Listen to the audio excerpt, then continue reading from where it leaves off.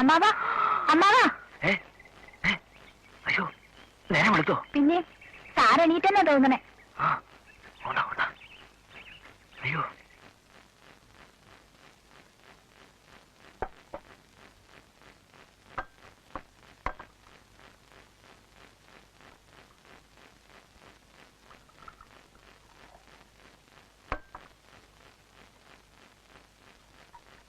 ആ പെണ്ണ് പാല് കൊണ്ടുവരുന്നത് ഇപ്പോഴാ.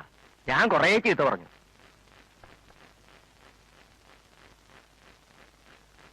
സാർ ചായ.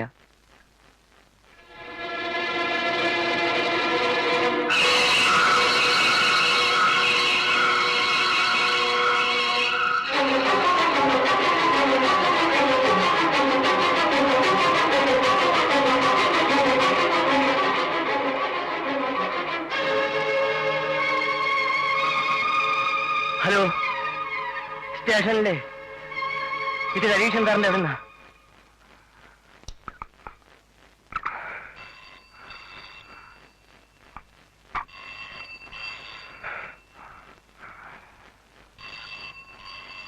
എടാ ഫോണൊന്നും എടുക്ക്.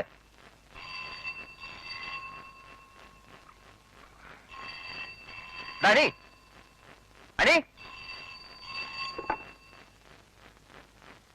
ഹലോ, ആ അതെ, ഡിവൈസ് വിടാം.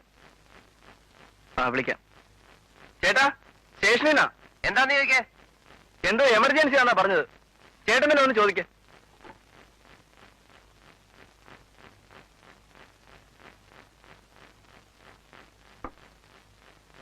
Hello, DYSP here. ആ ഏത് ആ ഫിലിം? ആ ആ ആരാ ഇതിപ്പം സ്റ്റേഷനിൽ വിളിച്ചറിയിച്ച്? അങ്ങോട്ട് ആളെ വിട്ടിട്ടുണ്ടോ? ഡെഡ് ബോഡി ആരും ഡിസ്റ്റർബ് ചെയ്തിട്ടില്ലല്ലോ.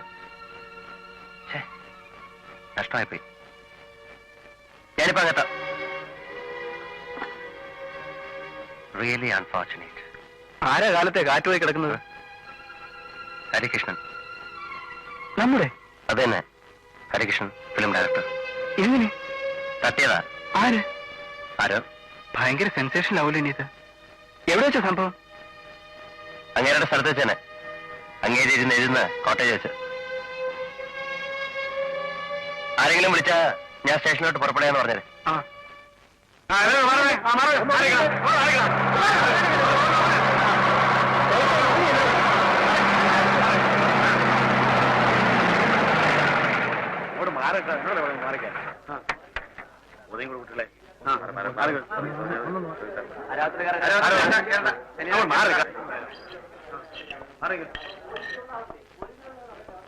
ഇങ്ങനെ ഇവിടുത്തെ വാച്ചർ.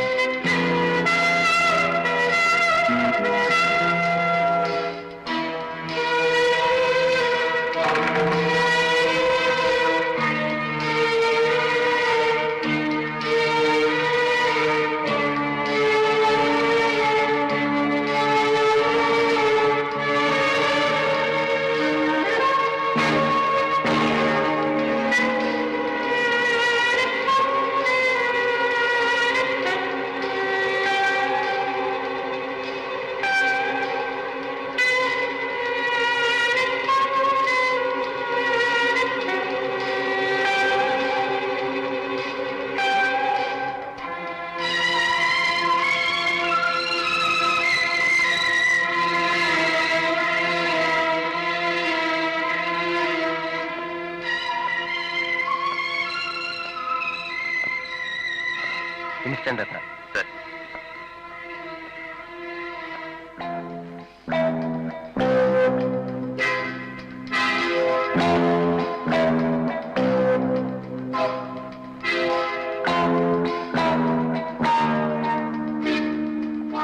ഏതോ പെണ്ണിന്റെ മാർക്ക് ചെയ്തോളൂ.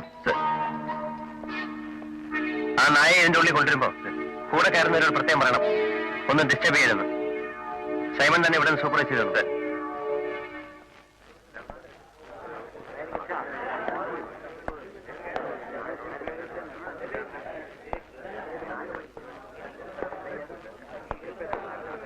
പുറത്ത് ക്രൗഡ് കൂടിക്കൂടി വരികയാണ്. എത്രയും പെട്ടെന്ന് ബോഡി എടുത്തില്ലെങ്കിൽ ആൾക്കാരെ നിയന്ത്രിക്കാൻ പറ്റാതാവും. ഒന്ന് രണ്ട് സിനിമാ പത്രക്കാരും അവരുടെ ഫോട്ടോഗ്രാഫേഴ്സ് എത്തിയിട്ടുണ്ട്. അവർ കിടന്ന് ബഹളം ഒറ്റ ഒന്നിനെ ഈ കോമ്പൗണ്ടിലേക്ക് കയറ്റണ്ട. നമ്മുടെ ആൾക്കാരോ അയാളുടെ ക്ലോസ് റിലേറ്റീവ്സോ മാത്രം വന്ന അകത്തേക്ക് വിട്ടാൽ മതി.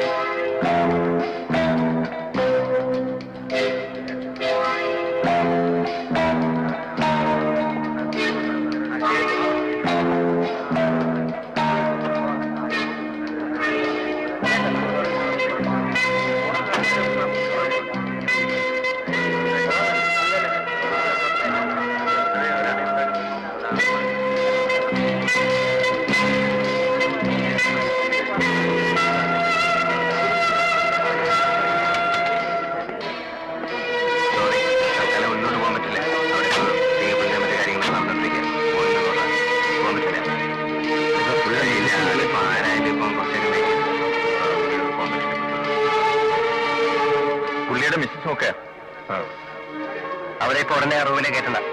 ഫിംഗർ പ്രിന്റുകാരുടെയും ഫോറൻസിക്കാരുടെ എല്ലാം വർക്ക് കഴിഞ്ഞിട്ട് വിട്ടാൽ മതി. സൈമണ്ട് ഓക്കെ കിട്ടിയിട്ട് മാത്രം പെർമിഷൻ കൊടുക്കൂ. സർ. രാജേന്ദ്രൻ, ആ വാച്ചറോട് ഇങ്ങോട്ട് വരാൻ പറയും. അപ്പുള്ളയാണോ ആദ്യം ബോഡി കാണുന്നത്? എങ്ങനെയായിരുന്നു? കാലത്തെ ചായം കൊണ്ട് ചെന്നപ്പം. അപ്പൊ എത്ര മണിയായി കാണും? ഒരു 6-6:30. പരവരാന്ന് വെളുത്ത് വരുന്നേ ഉള്ളായിരുന്നു. സാധാരണ ആ നേരത്താണോ പുള്ളി എണീക്കാറ്? ചിലപ്പം അതിന് നേരത്തെ എണീക്കും. വെളുപ്പിന് എണീക്കുന്നതാ ഇഷ്ടം. അതിരാവിലെയാണോ പുള്ളി സാധാരണ എഴുതാറ്? ഓ, ഈ സ്ഥലവും കെട്ടിടമൊക്കെ പുള്ളിയുടെ അല്ലേ? അതെ. സ്വസ്ഥമായിട്ടിരുന്ന് ആലോചിക്കാനും എഴുതാനും ഒക്കെ വേണ്ടിയിട്ട് സാറ് തന്നെ സ്വന്തം ഇഷ്ടപ്പെടി വെച്ച കോട്ടേജായത്. സിറ്റി വേറെ വീടുണ്ടല്ലോ? ഉണ്ട്. എന്നാലും എന്തെങ്കിലും വർക്ക് അടക്കുകയാണെങ്കിൽ അദ്ദേഹം ഇവിടെ തന്നെ ഊണും ഉറക്കും എല്ലാം. അന്നേരം വീട്ടിലോട്ട് പോവില്ല? ഇല്ല. അങ്ങനെ എത്ര ദിവസം വരെ വീട്ടിൽ പോകാതെ ഇവിടെ കഴിയാറുണ്ട്? അതാ ജോലി ചെയ്യുന്നവരാണ് ആ കണക്ക്. ചിലപ്പോ 1 മാസം 1.5 മാസം വരെയൊക്കെ തുടർച്ചയായിട്ട് താമസിച്ചിട്ടുണ്ട്. ആ സമയത്ത് വീട്ടിലേക്ക് പോവില്ല? വീട്ടിലേക്കെന്നല്ല, ഒരിടത്തോട്ടും പോവില്ല. ഇവിടെ തന്നെ മുറ്റവും കാമ്പൗണ്ടും ഒക്കെ ആയിട്ട് ആലോചിച്ച് ചുറ്റി നടക്കും. അപ്പൊ ഭാര്യയായിട്ട് ഫോണിനോടുള്ള ബന്ധം മാത്രമേ ഉണ്ടാവാറുള്ളൂ. ചിലപ്പോ അവരിങ്ങോട്ട് വരും. വേറെ ആരൊക്കെ വരും? അങ്ങനെ അധികാരം വരാറില്ല. എന്നാലും ആരെങ്കിലും ഒക്കെ വരാതിരിക്കോ? പ്രൊഡ്യൂസർമാരോ, ഫിലിം സ്റ്റാർസോ, പുതുമുഖങ്ങളോ? ചിലരൊക്കെ തപ്പി പിടിച്ചിങ്ങെത്തും. ആണുങ്ങളോ പെണ്ണുങ്ങളോ? രണ്ടും വരും. ചാൻസ് ചോദിച്ചോ? അതെ. വീട്ടിലിരുന്നാൽ എവിടെ വരവ് കാരണം എഴുത്ത് നടക്കാത്തതുകൊണ്ടാ സത്യത്തിൽ അദ്ദേഹം ഇങ്ങനെ ഒരു സ്ഥലം കണ്ടുപിടിച്ച് ഇങ്ങോട്ടിങ്ങത്. എന്നാലും ചിലരൊക്കെ അന്വേഷിച്ച് പിടിച്ച് ഇവിടെയും എത്തും. അപ്പോൾ വെള്ളം അടിക്കൂ? മുഖത്തിന്റെ ലക്ഷണം കണ്ടി വെച്ചേ ഉള്ളൂ. അടിക്കുവേ? എങ്ങനെയാ? ദിവസം അടിക്കോ അതോ കെട്ടിയാൽ അടിക്കോ? ദിവസമില്ല, എന്നാലും ദിവസം അടിക്കും അല്ലേ? എങ്ങനെയാ? സാറ് എഴുതാണോ? അയ്യോ, ഇന്നേ ദിവസം വരെ അടിച്ചോണ്ട് ഞാൻ അദ്ദേഹത്തിന് മുമ്പ് പോയിട്ടില്ല. മണമടിക്കുമെന്ന് തോന്നിയാ ഞാൻ പിന്നെ ഇപ്പുറത്തോടങ്ങ് മരിയല്ല. അടുക്കളയല്ല ഞാൻ ഒഴിഞ്ഞാളെ. ഇന്നലെ നിങ്ങൾ തമ്മിൽ അവസാനം കണ്ടപ്പോഴായിരുന്നു? വൈകുന്നേരം ഞാനൊന്ന് പുറത്തോട്ട് പോയി. വൈകുന്നേരം എന്ന് പറയുമ്പോ? ഒരു 5 മണി. അത്രയും തന്നെ ആയി കാണില്ല. സാറിനോട് ചോദിച്ചോളാണോ പോയത്? അതെ. തിരിച്ചു വരുമ്പോ എത്ര മണിയാക്കണം? 11 കഴിഞ്ഞ് കാണും. ഫുഡ് എടുത്ത് മേശപ്പുറത്ത് വെച്ചിട്ട് പോയിക്കൊള്ളാൻ അദ്ദേഹം പറഞ്ഞു. അങ്ങനെ പറഞ്ഞാൽ എന്റെ അർത്ഥം ഞാൻ എപ്പോഴെങ്കിലും ഇനി എത്തിയാൽ മതി എന്നാ. അങ്ങനെ പെർമിഷൻ കിട്ടുന്ന ദിവസം പോയി ശരിക്കും അങ്ങ് കയറ്റുമായിരിക്കും. അപ്പൊ ഇന്നലെ അതുപോലെ ഫുഡ് എടുത്ത് വെച്ചിട്ട് പോയിക്കോളാൻ പറഞ്ഞതിന്റെ പേരില് അപ്പോഴുള്ള പോയി സ്റ്റൈലായിട്ടൊന്ന് മിനുങ്ങി. ഇന്നലെ ശാരം കൂടുതലായി പോയി. വന്നിട്ട് സാറിനെ കണ്ടോ? ഇല്ല. വന്നൊന്ന് അറിയിക്കാനായിട്ട് ചെമക്കുകയും പട്ടിയെറിയൊക്കെ ചെയ്തിട്ട് കയറി കിടന്നു. പിന്നെ കാലത്താ കണ്ണുറക്കുന്നത്. അപ്പൊ ഇവിടെ വേറെ ആരെങ്കിലും കണ്ടായിരുന്നോ? ഇല്ല. സാറിന്റെ മുറിയിൽ ലൈറ്റ് ഉണ്ടായിരുന്നു. ഇരുന്ന് എരിയായിരിക്കും എന്ന് വിചാരിച്ച് ഞാൻ ആ ഭാഗത്തേക്ക് പോയില്ല. അതെന്താ പോവാഞ്ഞേ? ഞാൻ പറഞ്ഞല്ലോ, മണം ഓടിച്ചുകൊണ്ട് സാറിന്റെ മുമ്പ് ഞാൻ വെട്ടപ്പെടാറില്ല. എന്തെങ്കിലും ആവശ്യമുണ്ടെങ്കിൽ സാറിനെ വിളിച്ചോളൂ. അങ്ങനെ പതിവ്. ഒരു എവിഡൻസും കൂടി കിട്ടിയിട്ടുണ്ട്. ഒരു ചെരുപ്പ്. ചെരുപ്പോ?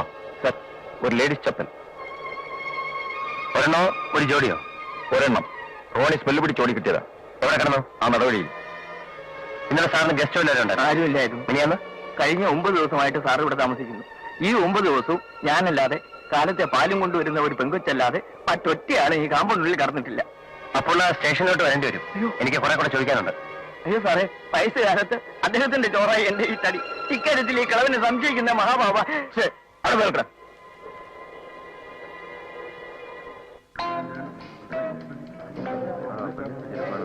ആൾക്കൂട്ടം കയറി ചവിട്ടി പോയിട്ടിരുന്നതാ. തോണി വലിച്ചെടുക്കുകയായിരുന്നു.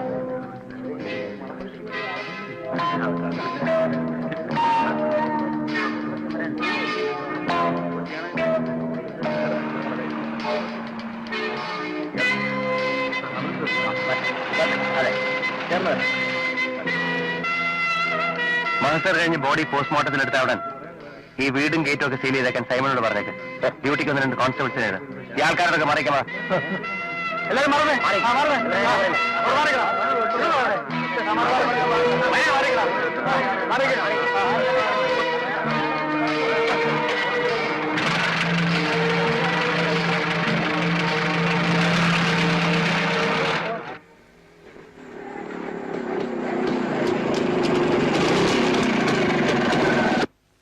കൺഗ്രാചുലേഷൻസ്.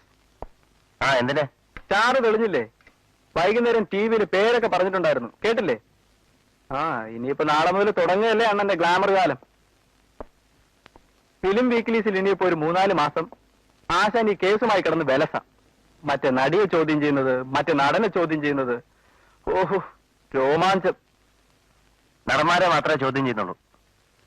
നടികളെ മുഴുവൻ ചോദ്യം ചെയ്യാൻ പോവാ. ഒന്ന് പോണ. തൊന്തരവ് പിടിച്ച കേസാ. മന്ത്രിമാരും പത്രക്കാരും മുതല് കോളേജ് പെമ്പിള്ളാർ വരെ സ്റ്റേഷനിലോട്ട് വിളിയാ. ഇന്നിപ്പോ ഒരു അരമണിക്കൂറിന് മുമ്പ് ഏതോ ഒരു കൊച്ചു പെണ്ണ് വിളിച്ചിട്ട് ഭയങ്കര തെറിയും കരച്ചിലും. ഞങ്ങൾ ആളെ പിടിച്ചിട്ടില്ല എന്നും പറഞ്ഞു. ആളപ്പടിയാ ഇപ്പടിയാന്നൊക്കെ പറയുന്നുണ്ടായിരുന്നേലും പുള്ളിക്ക് നല്ല അസലൊരു ഫാൻ ഫെയർ ഉണ്ടായിരുന്നു എന്ന് ഇന്നെനിക്ക് ബോധ്യമായി. അതും ഇതിപ്പോ അങ്ങയുടെ ഗ്ലാമറിന് പീക്കിൽ നിൽക്കുന്ന ടൈം. തട്ടിപ്പോയതൊരു ബോർ അവസ്ഥയിലാണേലും ആശാൻ അവിടെ സ്കോർ ചെയ്തു. കാറ്റ് പോണേൽ ബെസ്റ്റ് ടൈമിൽ പോണോന്ന് പറയുന്നത് നേരാന്ന് പ്രൂവ് ചെയ്തുകൊണ്ട് അങ്ങനെ മരിച്ചത്. എന്നാലും ക്രൂവലായിപ്പോയി. ഈ എഴുത്തുകാര് സിനിമാക്കാര് വർഗത്തില് എനിക്ക് നേരിട്ട് പരിചയപ്പെടണമെന്ന് ആഗ്രഹം ഉണ്ടായിരുന്ന ഒരൊറ്റ കക്ഷിയായിരുന്നു. He was a real artist. ആ, ഏതായാലും ഞാനൊരു പൈന്റ് വാങ്ങി വെച്ചിട്ടുണ്ട് സെലിബ്രേറ്റ് ചെയ്യാൻ. പ്രമോഷൻ കിട്ടിയിട്ട് ചേട്ടൻ ആദ്യം കിട്ടുന്നത് നല്ല സ്റ്റൈലിനൊരു കേസ്. പല ആന്ധ്ര അടവോടനെയൊക്കെ ആര് കൊന്നു കണ്ടുപിടിച്ചിട്ട് എന്ത് കാര്യം?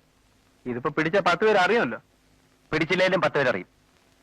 അപ്പൊ ഗ്ലാമർ നാറ്റവും. അതാ പടി. എവിടുന്ന അസ്ത്രീ നിങ്ങളുടെ ഓട്ടോ കയറിയത്? ബസ് സ്റ്റാൻഡിനടുത്ത് നിന്ന്. അപ്പൊ എത്ര മണിയേക്കണം? 7-7:30. അവരെ പറ്റി നിങ്ങൾക്ക് അപ്പൊ സംശയമില്ലെന്ന് തോന്നിയോ? ഇല്ല. പിന്നെ എപ്പോഴാ സംശയം തോന്നിയ? പത്രത്തിൽ ന്യൂസ് കണ്ടപ്പോഴാ. അങ്ങനെ സംശയം തോന്നാൻ കാരണം? ഒരു സ്ത്രീയാണ് സംശയിക്കുന്നതെന്ന് ഇതിലെഴുതി കണ്ടതുകൊണ്ട്. അതിന് അവരെ തന്നെ സംശയം തോന്നിയത്? അവരിറങ്ങിയത് ഹരീഷൻ സാറിന്റെ കോട്ടയിലേക്കുള്ള വഴി കഴിഞ്ഞൊരു വളവില. ആ സ്ഥലത്തെങ്ങും അതല്ലാതെ വേറെ വീടുകളൊന്നുമില്ല. അവരിറങ്ങിയ സ്ഥലത്തു നിന്നും ഈ കോട്ടയിലേക്ക് എന്ത് ദൂരം വരും? വളരെ അടുത്താ. ഏറിയാൽ ഒരു ഫർലാങ്. നിങ്ങൾ ആ കോട്ടയിൽ മുമ്പ് എപ്പോഴെങ്കിലും പോയിട്ടുണ്ടോ? ഉണ്ട്. എപ്പോ? പലപ്പോഴും. ആരെയും കൊണ്ട്? പലരെയും കൊണ്ടുപോയിട്ടുണ്ട്. അദ്ദേഹത്തെ പരിചയം ഉണ്ടായിരുന്നോ? എനിക്കറിയാമായിരുന്നു. ഇന്നലെ നിങ്ങളുടെ ഓട്ടോ കയറി ആ പരിസരത്ത് ഇറങ്ങിയ സ്ത്രീക്ക് എന്ത് പ്രായം വരും? ഞാൻ അന്നേരം അത്ര ശ്രദ്ധിച്ചില്ല. എന്നാലും ചെറുപ്പക്കാരിയാ. എന്തായിരുന്നു വേഷം? സാരി. സാരിയുടെ കളർ ഓർമ്മയുണ്ടോ? ഒരുതരം ചാരനിറമായിരുന്നെന്നാ എന്റെ ഓർമ്മ. വീണ്ടും അവരെ കണ്ട തിരിച്ചറിയാൻ പറ്റുമോ? പ്രയാസമാണ്. അവരുടെ മുഖം എനിക്ക് ഓർമ്മയില്ല. ഇവിടെ നിന്ന് കണ്ടിട്ടുള്ള സ്ത്രീയല്ല.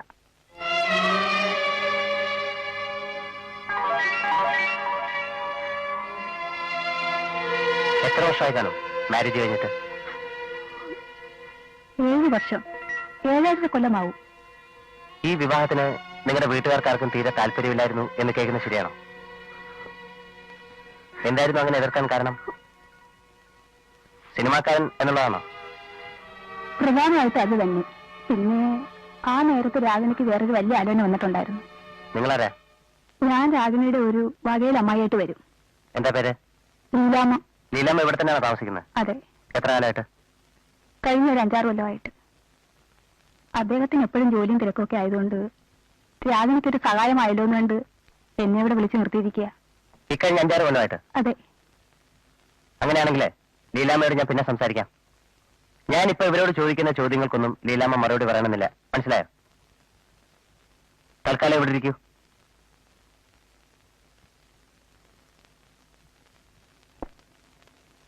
ഈ സ്റ്റേജിൽ കഴിയുന്നതും സത്യം തന്നെ പറയുന്നത് നമുക്ക് രണ്ടു കൂട്ടർക്കും ഒരുപോലെ ഹെൽപ്ഫുൾ ആയിരിക്കും എന്ന് ഓർത്തുകൊണ്ട് വേണം മറുപടി പറയാൻ.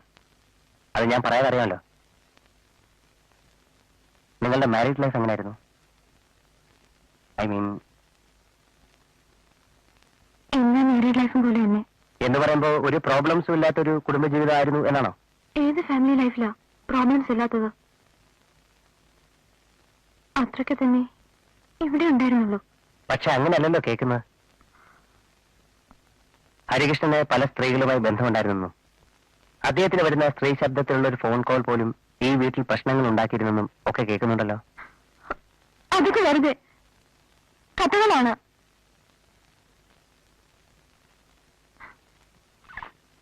നിങ്ങൾ സാധാരണ എപ്പോഴും തൂവാല ഉപയോഗിക്കാറുണ്ടോ? അല്ല, ഞാൻ ചോദിച്ചത് അതൊരു ഹാബിറ്റാണോ? ഹാബിറ്റൊന്നുമല്ല. എങ്കിലും മിക്കപ്പോഴും പുറത്തു പോകുമ്പോ കയ്യിലൊരു കർച്ചീഫ് കാണും. എപ്പോഴും ഉണ്ടാവണമെന്നില്ല, ചിലപ്പോ എടുക്കും. ഈ കർച്ചീഫ് ഒന്ന് കാണട്ടെ. Just unfold it. സാധാരണ ഇതുമാതിരി കർച്ചീഫാണോ ഉപയോഗിക്കാറ്? എന്നൊന്നുമില്ല. ഈ കർച്ചീഫ് നിങ്ങളുടെ അല്ലേ? അല്ല. ഇത് കണ്ടിട്ടേ ഇല്ല? ഇല്ല.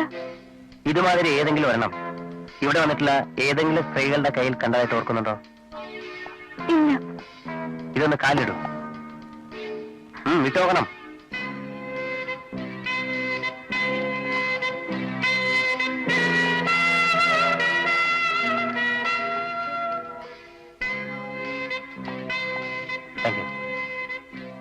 നിങ്ങൾ വന്നിട്ട് നോക്കൂ. സോറി, മറ്റുള്ളവർ ഉപയോഗിക്കുന്ന ചപ്പൽസ് ഞാൻ ഉപയോഗിക്കാറില്ല. അതെനിക്ക് അലർജി ഉണ്ടാക്കും. ഇത് ഉപയോഗിക്കാനൊന്നും അല്ല, തൽക്കാലം മെഷർമെന്റ് നോക്കാനാണ്.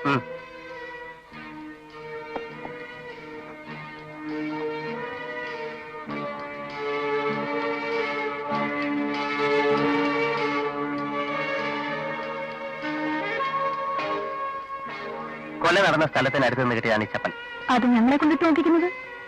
കൊന്നിരിക്കുന്നത് ഒരു സ്ത്രീയാണെന്ന് തെളിഞ്ഞിട്ടുള്ള സ്ഥിതിക്ക് അധികമായി വേറെ സ്ത്രീകൾക്ക് ആർക്കും ബന്ധമില്ലാന്ന് നിങ്ങൾ തന്നെ പറയുകയും ചെയ്യുന്ന ചുറ്റുപാടിൽ നിങ്ങളുടെ അല്ലാതെ വേറെ ആരുടെ കാലിലാണ് ഞാൻ ഇതിട്ട് നോക്കേണ്ടത്?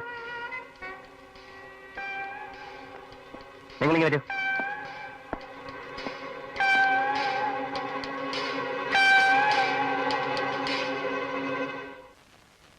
ഹരികൃഷ്ണൻ എപ്പോഴെങ്കിലും ഭാര്യയെ തല്ലുന്നത് നിങ്ങൾ കണ്ടിട്ടുണ്ടോ? അദ്ദേഹം അത്രക്കാരനായിരുന്നില്ല. വഴക്കും ബഹളവും ഞാനൊന്നും കേട്ടിട്ടില്ല. പിന്നെ എല്ലാ വീട്ടിലും ഉള്ളതുപോലെ ചിലപ്പോ ചില ചില്ലറ പിണക്കവും കരച്ചിലും ഒക്കെ ഉണ്ടായി കാണും. കുട്ടികളില്ലായിരുന്നത് ഒരു പ്രോബ്ലമായി കാണില്ലേ? സാധാരണ അങ്ങനെ വരുമ്പോ എന്തോ എന്റെ അറിവിൽ ഇവിടെ അതൊരു പ്രോബ്ലം ആയിരുന്നിട്ടില്ല. കുട്ടികൾ ഉണ്ടായിരുന്നത് ആരുടെ തകരാറുണ്ടാണെന്ന് നിങ്ങൾക്കറിയില്ലേ?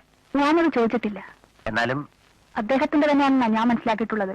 രാഗിനിക്ക് പ്രോബ്ലംസ് ഒന്നും വരേണ്ട കാര്യമില്ല. ഞങ്ങളുടെ ഫാമിലിയിൽ വേറെ സ്ത്രീകൾക്കാർക്കും അങ്ങനെ ഒരു തകരാറില്ല. പുള്ളിയുടെ ഏറ്റവും അടുത്ത ഫ്രണ്ട്സ് ആരായിരുന്നു? അങ്ങനെ അടുത്ത കൂട്ടുകാരെന്ന് പറയാൻ അധികം ആരുമില്ല. ആരുമില്ലെന്ന് തന്നെ വേണമെങ്കിൽ പറയാം. പുള്ളിയായി പുള്ളിയുടെ ജോലിയായി എന്നൊരു മട്ടുകാരനായിരുന്നു. എന്നാലും ഒരാളെങ്കിലും ഉണ്ടാവാതിരിക്കോ എല്ലാ കാര്യങ്ങളും അറിയുന്ന, കാലങ്ങളായി പരിചയമുള്ള അങ്ങനെ ഒരു ഫ്രണ്ട് എല്ലാവർക്കും കാണുമല്ലോ. അതാരായിരിക്കും? മേനോൻ എന്ന് പറഞ്ഞ ഒരാളുണ്ടായിരുന്നു. അയാളായിരുന്നു അടുത്ത സ്നേഹിതൻ എന്ന് പറയാവുന്ന ഒരാള്. അങ്ങനെ സിനിമല? അല്ല, അയാൾ ന്യൂ ഇന്ത്യ കെമിക്കൽസിന്റെ ഒരു ഓഫീസറാ. എവിടുന്ന് തുടങ്ങുന്നു ചോദിച്ചാൽ സ്കൂളിൽ പോലറിയാം. കോളേജിൽ ഒപ്പമായിരുന്നു. ഹരി ലിറ്ററേച്ചർ എടുത്തു, ഞാൻ കെമിസ്ട്രി ആയിരുന്നു. പുള്ളിയുടെ അച്ഛനും അമ്മയൊക്കെ ഇപ്പോഴും ഉണ്ടോ? അമ്മ എന്റെ അമ്മയായിരുന്നു അവന്റെ അമ്മ. കുഞ്ഞിലേ തന്നെ ഹരിക്ക് അമ്മയില്ലാതായതാ. അച്ഛനിപ്പോഴും ഉണ്ട് നാട്ടില്, വയസ്സായി. വേറെ ബ്രദേഴ്സും സിസ്റ്റേഴ്സും ഒക്കെ ആരുമില്ല. രാഗിണിയുമായിട്ടുള്ള വിവാഹം നടക്കുമ്പോഴൊക്കെ നിങ്ങൾ തമ്മിൽ നല്ല ടേംസിലായിരുന്നല്ലോ. അതെ. എങ്ങനെയായിരുന്നു ആ വിവാഹം നടന്നത്? സത്യത്തിൽ ഞാൻ കൂടി ഇനിഷ്യേറ്റീവ് എടുത്തിട്ടാണ് ആ വിവാഹം നടന്നതെന്ന് വേണമെങ്കിൽ പറയാം. ആരാധികയായിട്ടാണ് രാഗിണി ഹരിയുടെ ജീവിതത്തിലേക്ക് കയറി വന്നത്. ആരാധന പിന്നീട് മറ്റൊരു തരം ബന്ധമായി. മറ്റു പെൺകുട്ടികളുമായി അടുപ്പമുണ്ടെന്ന് അറിഞ്ഞിട്ടും അവന്റെ ഭാര്യയാകാൻ വേണ്ടി ആ പെൺകുട്ടി വീട്ടുകാരുമായി ശരിക്കും പൊരുതിയിട്ടുണ്ട്. എനിക്കറിയാം.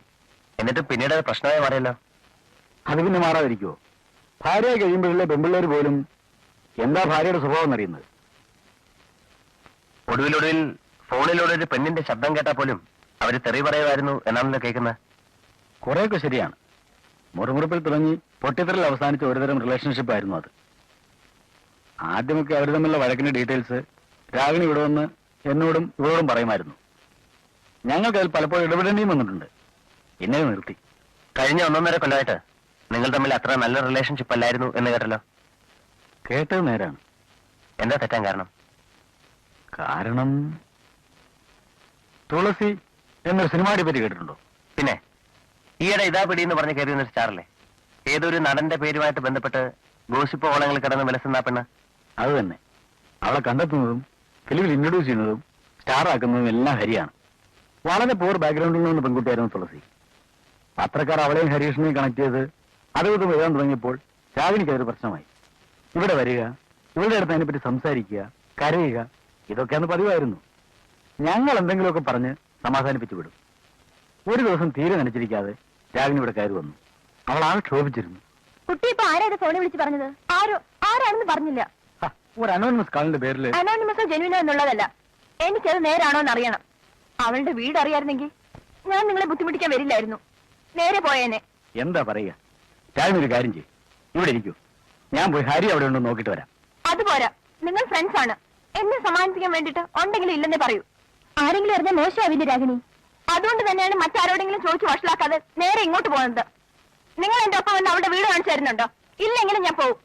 ഈ പറഞ്ഞ പോലെ വേറെ ആരെങ്കിലും വിളിച്ച് കാര്യം പറയേണ്ടി വരും. അതേതായാലും വേണ്ട, നിങ്ങൾ എന്നെ ഒന്ന് ഒപ്പം പോകൂ. നിൽക്കൂ, ഞാൻ വരാം.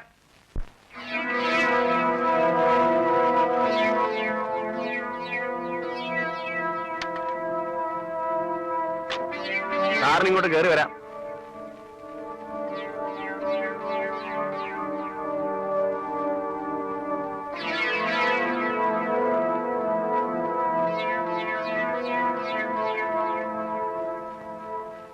എവിടേക്കെങ്കിലും വിളിച്ചോണ്ട് പോകാൻ കാറുമായി കാത്തു നിൽക്കുന്നെങ്കിൽ ഇനി വഴിക്കേണ്ട. എനിക്കിതൊന്ന് നേരിട്ട് കണ്ടാൽ മാത്രം മതിയായിരുന്നു. സ്റ്റാർ ആവാൻ നിൽക്കുന്നു. ഇതുപോലെ നാളെ ഡയറക്ടർമാരുണ്ടെങ്കിൽ ഏത് തേവിടിശിക്ക് സ്റ്റാർ ആവാം. ചുമ്മാ അല്ല പത്രക്കാരൻ നിന്നെ പറ്റി പറയുന്നത്. അതിന് കൂട്ടു നിൽക്കാൻ ഒരു തള്ളേ വേണ്ടാത്തത് പറയരുത്. അമ്മേന്ന് മിണ്ടായി നിൽക്കുന്നുണ്ടോ? എന്താണ് പറഞ്ഞത്? ആവശ്യമില്ല സീൻ ഉണ്ടാക്കാതെ. ആവശ്യമില്ലാതെയോ? ഇതിന് ഞാൻ മിണ്ടില്ലെങ്കിൽ പിന്നെ ഏതായി ആവശ്യമുള്ളത്? ആ കുട്ടി എന്റെ പടത്തിൽ വർക്ക് ചെയ്തുകൊണ്ടിരിക്കുന്ന ഒരു ആർട്ടിസ്റ്റാണ്. എനിക്ക് അവളോട് പലതും ഡിസ്കസ് ചെയ്യാനുണ്ടാവും. ആയിക്കോളൂ, പക്ഷെ പട്ടപ്പറൽ 4 പേര് അറിയ തന്നെ വേണം നിങ്ങളുടെ ഡിസ്കഷൻ. ഇവളുമാർക്കോ നാണോ മാനോ ഇല്ല. എന്തിനും തയ്യാറായി ഇറങ്ങിയിരിക്കുക.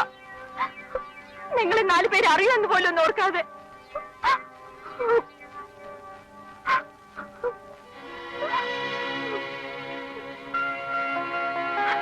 സാറിന്റെ മാനിപ്പുലേഷൻസ് ആയിരിക്കും മൊത്തത്തിൽ, അല്ലേ? ഉപദേശിച്ച് കുടുംബം കലക്കാനുള്ള അറ്റംപ്റ്റ് ആയിരുന്നു എന്ന് ഇപ്പോഴാണ് അവിടെ കിട്ടിയത്. എനിക്ക് നിങ്ങളുടെ കുടുംബം കലക്കിയിട്ടൊന്നും കിട്ടാനില്ല. ഉണ്ടാവണമല്ലോ. ഭർത്താവിന് അങ്ങനെ ആവാമെങ്കിൽ എനിക്ക് ഇങ്ങനെയും ആവാം എന്നൊരു ഭാര്യയ്ക്ക് തോന്നാൻ വളരെ എളുപ്പമാണല്ലോ. ഹരി, അനാവശ്യം പറയരുത്. മിണ്ടരുതാ പട്ടി. നിന്നെ എനിക്ക് മനസ്സിലായില്ലെന്ന് കരുതിയോ? എന്നെ അങ്ങ് മറ്റേ ലിസ്റ്റിൽ എസ്റ്റാബ്ലിഷ് ചെയ്ത് കഴിഞ്ഞാൽ പിന്നെ നിനക്ക് ഇവിടെ മുമ്പ് നിലവനാവാമല്ലോ. ഒരു ഫിലിം മേക്കർക്ക് അയാളുടെ തൊഴിലുമായി ബന്ധപ്പെട്ട് ഒരുപാട് പേരെ മീറ്റ് ചെയ്യേണ്ടി വരും. അതിലാണും പെണ്ണും ഉണ്ടാവും. അതിന്റെ എല്ലാം പിന്നാലെ മാസം വന്നിട്ട് വീട്ടിലെ സൗകര്യം കിട്ടാൻ ശ്രമിച്ചാലുണ്ടല്ലോ, അടിച്ചിനെ കഴുത്താൻ തിരിച്ചളയും. നീ അത് നോക്കൂ.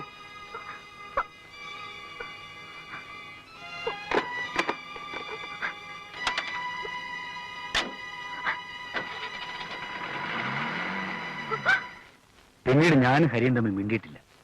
ആ പെണ്ണ് ആദ്യത്തെ പടത്തോടെ സ്റ്റാറായി. ഹരി വാശിക്കെടുത്ത അടുത്ത പടത്തോടെ സൂപ്പർ സ്റ്റാറും. പക്ഷെ പിന്നീട് അവരൊന്ന് തെറ്റി. ഞാനൊരു സ്ത്രീയെ സംശയിക്കുന്നുണ്ട്. പക്ഷെ അത് രാഗിണിയാണ്. രാഗിണിയെ പോലെ ഒരു പെൺകുട്ടിക്ക് ഒറ്റയ്ക്ക് ഹരികൃഷ്ണനെ പോലൊരു പുരുഷനെ അങ്ങനെ കൊലപ്പെടുത്താൻ കഴിയുമെന്ന് എനിക്ക് തോന്നുന്നില്ല. സഹായത്തിന് ഒപ്പം ആരെങ്കിലും ഒരാൾ കൂടി വേണം. ഒന്നുകിൽ വേറൊരു സ്ത്രീയോ അതല്ലെങ്കിൽ അതിനേക്കാൾ പ്രോബബിൾ ആയിട്ട് വേറൊരു പുരുഷനോ.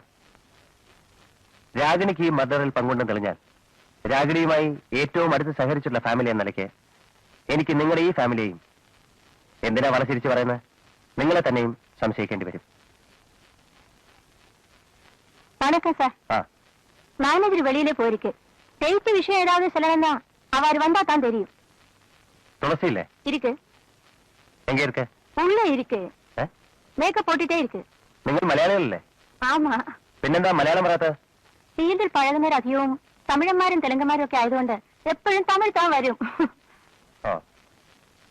തുളസി എനിക്കൊന്ന് കാണണമല്ലോ. இப்ப முடியாது சார். அந்த செட்டில டைரக்டர் கூட வெயிட் பண்ணிட்டு இருக்கணும். சீக்கிரமா மேக்கப் போட்டு அங்க செல்லாൻ തുടങ്ങ അവള്. ഇന്നലെ വരുമ്പോ വെളുപ്പിന് 2 മണി. ഡേറ്റ് വിഷയം ഈ വർഷം ഡേറ്റേ കിടയാതെ. ഇത് ഡേറ്റ് വിഷയമൊന്നുമല്ല.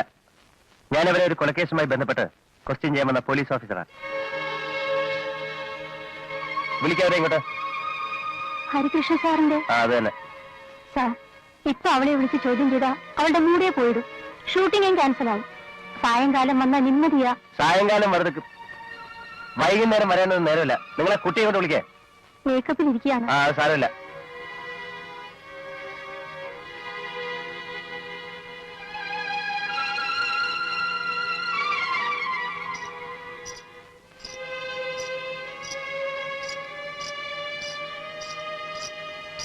ഇരിക്കും. വേറെ ആരും ഇവിടെ നിൽക്കണമെന്നില്ല.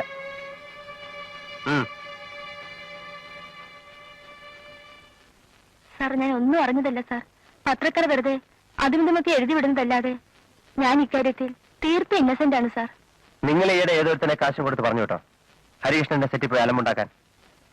ഫോണിൽ വിളിച്ച് അയാളുടെ ഭാര്യയെ ഭീഷണിപ്പെടുത്തിയെന്ന് കേട്ട നേരാണോ? ഭീഷണിപ്പെടുത്തി? ഒന്നുകിൽ നിങ്ങൾ അല്ലെങ്കിൽ അയാൾ, രണ്ടുപേരിൽ ആരെങ്കിലും ഒരാളെ അടുത്ത കൊല്ലം ഫീൽഡിൽ ഉണ്ടാവുള്ളൂ എന്നേതെങ്കിലും സെറ്റിൽ ഇരുന്ന് പറഞ്ഞായിരുന്നോ? ഹരികൃഷ്ണൻ കൊല്ലപ്പെട്ട വിവരം ആരാ നിങ്ങളോട് പറഞ്ഞേ? ആരോ? ആരോ? അതിലേക്ക് സത്യം പറയും. ഇല്ലെങ്കിൽ ഞാൻ ഇപ്പൊ നേരെ തൂക്ക സ്റ്റേഷനിലേക്ക്. പിന്നെ ഇന്നത്തെ ഷൂട്ടിംഗ് അവിടെ ആയിരിക്കും. അയ്യോ സാർ പ്ലീസ്, ഞാനൊന്നും അറിഞ്ഞതില്ല. ഞങ്ങൾ തമ്മില് അവസാനം നല്ല ടേംസിലല്ലായിരുന്നു. അതല്ലാതെ ഈ കേസുമായിട്ട് ദൈവസത്യമായിട്ട് എനിക്ക് യാതൊരു ബന്ധവുമില്ല. ഈ മർഡർ നടന്ന ദിവസം, അതായത് ജനുവരി 18-ാം തീയതി നിങ്ങളോടായിരുന്നു? ഷൂട്ടിങ്ങിലായിരുന്നു. എവിടെ? ഇവിടെ മദ്രാസിലോ? ഇവിടെ തന്നെ. 17-ാം തീയതിയാ ഞാൻ മദ്രാസിൽ നിന്ന് വന്നത്. അന്ന് ഏത് പടത്തിന്റെ ഷൂട്ടിംഗ് ആയിരുന്നു? KR മൂവീസിന്റെ പടം. സൂര്യപ്രകാശ് ഡയറക്ടർ. എന്താ പടത്തിന്റെ പേര്? ഒരുമിച്ച ദുഃഖത്തിൽ പങ്കുചേരാൻ. അന്ന് എവിടെയായിരുന്നു കളി? ബീച്ചില് ഡൂവറ്റ് എടുക്കായിരുന്നു. 6 മണിക്ക് തുടങ്ങി രാത്രി 2 മണി വരെ ഷൂട്ടിംഗ് ആയിരുന്നു. 2 മണിക്ക് വന്നു കിടന്ന് ഉറങ്ങി. പിന്നെ കാലത്ത് 9 മണിക്ക് അമ്മ വന്ന് വിളിച്ചു നിർത്തി കാര്യം പറയുമ്പോഴാ ഞാൻ ആ വിവരം അറിയുന്നത്. ഉറങ്ങാൻ പോണതിന് മുമ്പ് സ്ലീപ്പിംഗ് പിൽസ് അടിക്കുന്ന ശീലമുണ്ടോ? ഉണ്ട് സാർ.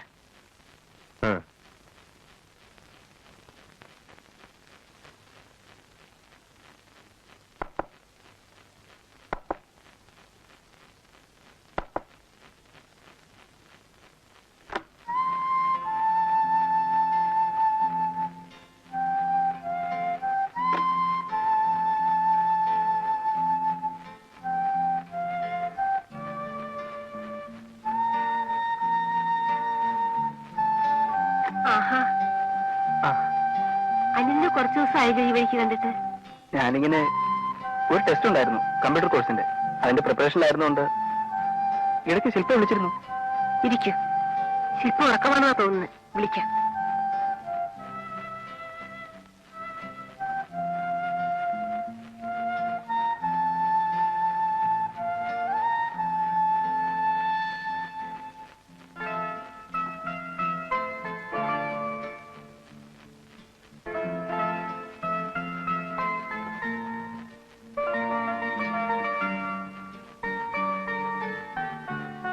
ഹലോ. ഫേവറേറ്റ് ഡയറക്ടർ തട്ടിപ്പോയതിന്റെ ദുഃഖാരണമായിട്ടാണോ പുള്ളിയുടെ പടങ്ങളുടെ ഒരു ഫെസ്റ്റിവൽ തന്നെ വെച്ചിരിക്കുന്നത്? അന്നത്തെ പണക്കം ഇപ്പോഴും മാറിയില്ലേ? നമുക്കൊന്ന് കറങ്ങിയിട്ട് വരാം. ഞാൻ ആ ലൈബ്രറി പോയിരിക്കാം. കുട്ടി അങ്ങ് പോകുന്നേരെ. ഓ, ഇപ്പൊ ഇവിടുന്ന് ഇറങ്ങിയിട്ട്? അത് സാരമില്ല, വരൂന്നേ പ്ലീസ്. അതിനിപ്പോ സാറ് വരുമല്ലോ. ഏത് സാറ്? Tuition sir. എപ്പോ? ഇപ്പൊ വരും. കറക്റ്റ് 12 മണിക്ക് പുള്ളി എത്തും. 2-3 മിനിറ്റ് ഉണ്ടല്ലോ, നമുക്ക് അതിന് മുമ്പായിട്ട് മുങ്ങാം. അതിന് പുള്ളി ഇപ്പൊ എത്തുന്നേ. സാറിന്റെ വരവും പോക്കും നോക്കിയിട്ടാ അമ്മ മിക്കപ്പോഴും ഇവിടെ ക്ലോക്ക് കറക്റ്റ് ചെയ്യുന്നത്. നമുക്ക് വരാം. കണ്ടില്ലെങ്കിൽ സാറിന് പൊയ്ക്കൊള്ളുന്നേ. അയ്യോ, ട്യൂഷൻ, അതും മാത്സിന്റെയാ. എനിക്ക് ഒരു പിടിയില്ലാത്ത സബ്ജക്റ്റാ. കണക്കൊക്കെ ഞാൻ പറഞ്ഞുതരാം.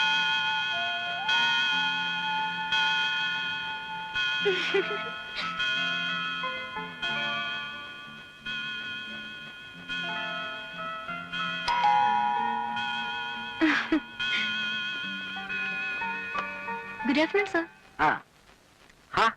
അനിൽകുമാറോ? എന്തൊക്കെയുണ്ട്? ഒന്നുമില്ല സാർ. സാറിനെ പോലുള്ളവരിങ്ങനെ പോയി ട്യൂഷൻ കൊടുത്താൽ ഞങ്ങളെ പോലുള്ളവരാ ചുറ്റിപ്പോകുന്നത്. അയ്യോ, അതെങ്ങനെ? അല്ല, ട്യൂഷൻ ഫീസ് അഫോർഡ് ചെയ്യാൻ കഴിയാത്ത ഞങ്ങളെ പോലുള്ള പാവങ്ങൾക്ക്. അനിൽകുമാറിനെ പോലെയുള്ള കുട്ടികൾക്കൊക്കെ എന്തിനാ ട്യൂഷൻ? ഒരു ട്യൂഷനും ഇല്ലാതെ തന്നെ U are A rank holder. സാറിന് വാച്ചില്ലേ? ഇല്ല. അരയിൽ വല്ല നാഴികമണിയും കെട്ടി തൂക്കിയിട്ടുണ്ടോ? ഗ്യാൻഡിയെ പോലെ? ഒന്നുമില്ല. ഇതൊന്നുമില്ലാതെ എനിക്ക് എങ്ങനെ പങ്ക്ച്വലാകാൻ കഴിയുന്നു എന്നാണോ? അതെ. എന്നോടിത് പലരും ചോദിക്കാറുണ്ട്. എനിക്ക് തോന്നുന്നത് വാച്ച് കെട്ടിയാൽ എന്റെ ഇപ്പോഴത്തെ കൃത്യനിഷ്ഠ എല്ലാം അവതാളത്തിലാവുന്ന.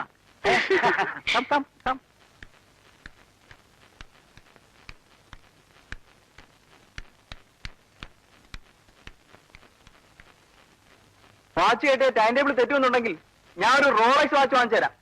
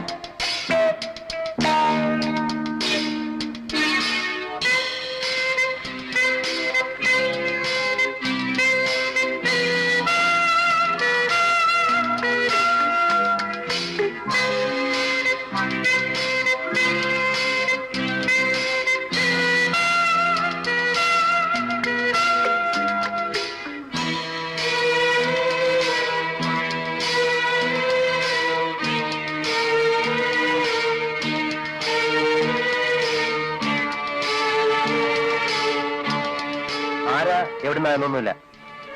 സിറ്റിയിൽ തന്നെ പോസ്റ്റ് ചെയ്തിരിക്കുന്നത്. എഴുതിയേക്കുന്നത് ഒഴിഞ്ഞു മാറാൻ ശ്രമിക്കുകയാണെന്ന് എനിക്ക് മനസ്സിലായി. തെറ്റുകളുടെ ചങ്ങലയിലേക്ക് പുതിയ കണ്ണികൾ അന്വേഷിച്ചടക്കുന്ന ഒരു മനുഷ്യന് പലയിടത്തു നിന്നും ഓടി ഒളിക്കേണ്ടി വരും. സ്വയം ഒഴിയാൻ നോക്കൂ, അല്ലെങ്കിൽ ഒഴിവാക്കാൻ. ഇല്ലെങ്കിൽ നിങ്ങളെ എപ്പോഴും ഭയക്കേണ്ടിയിരിക്കുന്നു. ഒരു ത്രെട്ടുണ്ട് ഇതിൽ. കൈയക്ഷരം കണ്ടിട്ട് ഇതാരുടേതാണെന്ന് പറയാൻ പറ്റുമോ? ഒരു പെണ്ണിന്റെ ഹാൻഡ് റൈറ്റിംഗ് പോലെ ഇരിക്കുന്നു. ഹാൻഡ് റൈറ്റിംഗ് പെണ്ണിന്റെ തന്നെയാ. അത് ഞാൻ എക്സ്പെർട്സിന് അടുത്ത് കൊടുത്ത് വെരിഫൈ ചെയ്തു. ഇങ്ങനൊരു കത്തെഴുതാൻ ആരായിരിക്കും ചാൻസ് എന്ന് വല്ല ഊഹവും കിട്ടുന്നുണ്ടോ നോക്കണം. എനിക്കൊരു ഊഹവും കിട്ടുന്നില്ല. ഈ പെൺകുട്ടിയെ പരിചയമുണ്ടോ?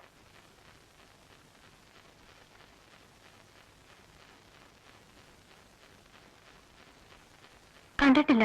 ഓർത്ത് നോക്കണം. ഒരിക്കൽ പോലും കണ്ടിട്ടില്ലേ? ഇല്ല. ഷുവറാണോ? അതെ. ചാൻസ് ചോദിച്ച് ചെയ്ത് വല്ല പെമ്പിള്ളാരുടെ ഫോട്ടോ ആയിരിക്കും. അല്ല, ഇതാ കൂട്ടത്തിൽ നിന്നുള്ളതല്ല. കൂട്ടത്തിൽ ഭേദപ്പെട്ടെന്ന് തോന്നിയിട്ട് മാറ്റിവെച്ചതായിരിക്കാം. May be. ഇതാണ് അദ്ദേഹത്തിന്റെ അവസാനത്തെ ഡയറി. കഴിഞ്ഞ കൊല്ലത്തെയും ഇക്കൊല്ലം ജനുവരി വരെ ഉള്ളത്. കഴിഞ്ഞ നവംബർ വരെ ഏതാണ്ട് മുടങ്ങാതെ എഴുതി പോന്നിട്ടുണ്ട്. ഒന്നുമില്ലെങ്കിലും എന്തെങ്കിലുമൊക്കെ കൊത്തിക്കൊടിച്ചിരുന്ന ആ പതിവിന് അന്ത്യം സംഭവിച്ച ദിവസങ്ങളാണിത്. നവംബറിലെ 21-ാം തീയതി അവസാനിക്കുന്ന ഈ കുറിപ്പുകളിൽ പിന്നെ ഒരു പേജിൽ എന്തെങ്കിലുമൊക്കെ എഴുതിയിരിക്കുന്നത് ജനുവരി 1-നാണ്. അവസാനത്തെ കുറിപ്പ് ജനുവരി 1-നാണ്. ജനുവരി 18-നാണ് മരണം സംഭവിച്ചിരിക്കുന്നത്. ഇതിനിടെയുള്ള ദിവസങ്ങളിൽ ഒന്നും എഴുതിയിട്ടില്ല. പ്രാക്ടിക്കലി ബ്ലാങ്കാ. ചില പേജുകളിൽ ഒരു വരയോ കുറിയോ മറ്റോ കണ്ടാലായി. ലാസ്റ്റ് ഷീറ്റിൽ ഇതാ എഴുതിയിരിക്കുന്നത്: ഇന്ന് ജനുവരി 1. എല്ലാ തരക്കാരും എല്ലാ വേഷങ്ങളും കയറിറങ്ങിപ്പോയ എന്റെ പൊളിഞ്ഞ വീട്. ഇന്നവൾ വരുന്നു. എവിടെയെങ്കിലും ഉണ്ടെങ്കിൽ എന്നെങ്കിലും എന്റെ അടുത്ത് തന്നെ മടങ്ങി വരുമെന്ന് എനിക്ക് ഉറപ്പുണ്ടായിരുന്നവൾ. ഒഴിഞ്ഞുമാറലിന്റെയും ഒളിച്ചുകളിയുടെയും 17 കൊല്ലം എന്റെ ഉള്ളിൽ ഞാൻ പോലും അറിയാതെ ഉറങ്ങിക്കിടന്ന എനിക്ക് എന്നെ ചൂണ്ടിക്കാണിച്ചു തരാൻ, ജന്മാന്തരങ്ങളുടെ തുടർക്കണ്ണിയാവാൻ എനിക്കുള്ള അവളുടെ ആദ്യത്തെ ന്യൂ ഇയർ സമ്മാനവുമായി അവൾ.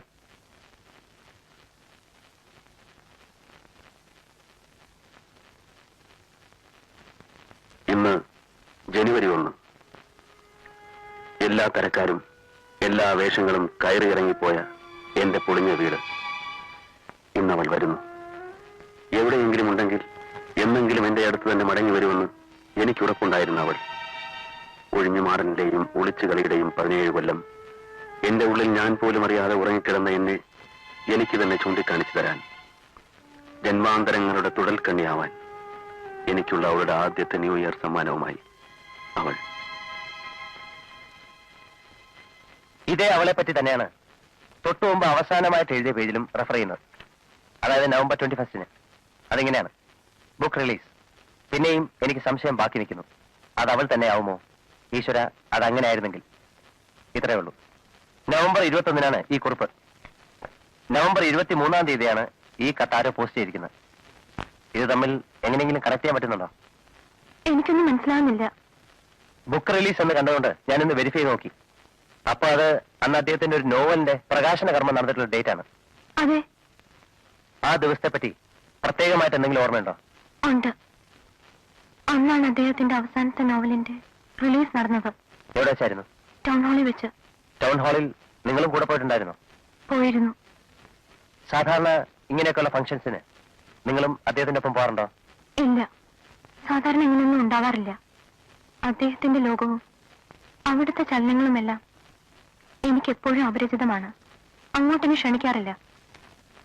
പക്ഷെ അന്നെന്തോ പതിവില്ലാതെ എന്നെ ക്ഷണിച്ചു. അതുകൊണ്ട് തന്നെ അന്നാ ക്ഷണം കിട്ടിയപ്പോ എനിക്ക് വല്ലാതെ സന്തോഷം തോന്നി. ഞങ്ങൾ ഒന്നിച്ച് വളരെ കാലത്തിന് ശേഷം പുറത്തിറങ്ങിയൊരു ദിവസമാണത്.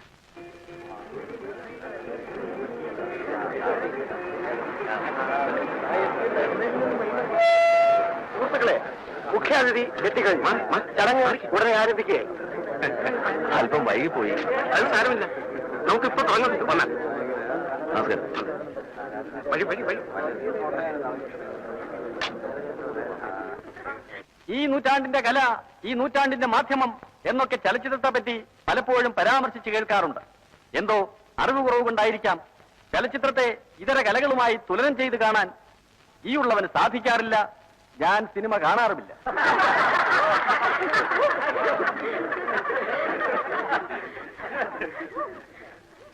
സാധാരണയായി സിനിമാ ലോകത്തിലേക്ക് ഒരു എഴുത്തുകാരൻ പ്രവേശിക്കുന്നതോടെ സാഹിത്യത്തിന് ആ എഴുത്തുകാരൻ നഷ്ടമായി എന്ന് കണക്കാക്കിയാൽ മതി. ഉദാഹരണങ്ങൾ അനവധിയുണ്ട്. ആ മാധ്യമത്തിന്റെ പ്രത്യേകതരം പോപ്പുലാരിറ്റിയും മറ്റ് മേമ്പൊടികളും പണക്കൊഴുപ്പും ഒക്കെ തർക്കശക്തിയുള്ള എഴുത്തുകാരെ പോലും ഒരു നീരാളിപ്പിടുത്തത്തിലെന്ന പോലെ വലിച്ചുകൊണ്ട് പോകുന്നതായിട്ടാണ് നാം കണ്ടുവരാറുള്ളത്. ആരെന്ത് പറഞ്ഞാലും ശരി, അതൊരു യാഥാർത്ഥ്യമാണ്. പക്ഷേ ശ്രീ ഹരികൃഷ്ണന്റെ ഈ നേട്ടത്തെ വിലയിരുത്തുമ്പോൾ നമ്മൾ അതിനപ്പുറത്ത് വേറെ യാഥാർത്ഥ്യങ്ങളോടുകൂടി കണക്കിലെടുക്കേണ്ടിയിരിക്കും. കുറഞ്ഞൊരു കാലമായി സാഹിത്യരംഗത്ത് നിന്നും വിട്ടുനിന്നിരുന്ന അദ്ദേഹം കനപ്പെട്ട സാഹിത്യ സംഭാവനയുമായിട്ടാണ് വീണ്ടും മേഖലയിലേക്ക് കാലെടുത്തിരിക്കുന്നത്. ഞാൻ നോവൽ വായിച്ചു. ധൈര്യം പറയുന്നത് മുഖവിലേക്ക് എടുക്കാൻ പറ്റും. വ്യത്യസ്തമായ മലയാള നോവൽ സാഹിത്യത്തിൽ ഈ അടുത്ത കാലത്ത് ലഭിച്ച ഏറ്റവും വലിയ നേട്ടമാണ്.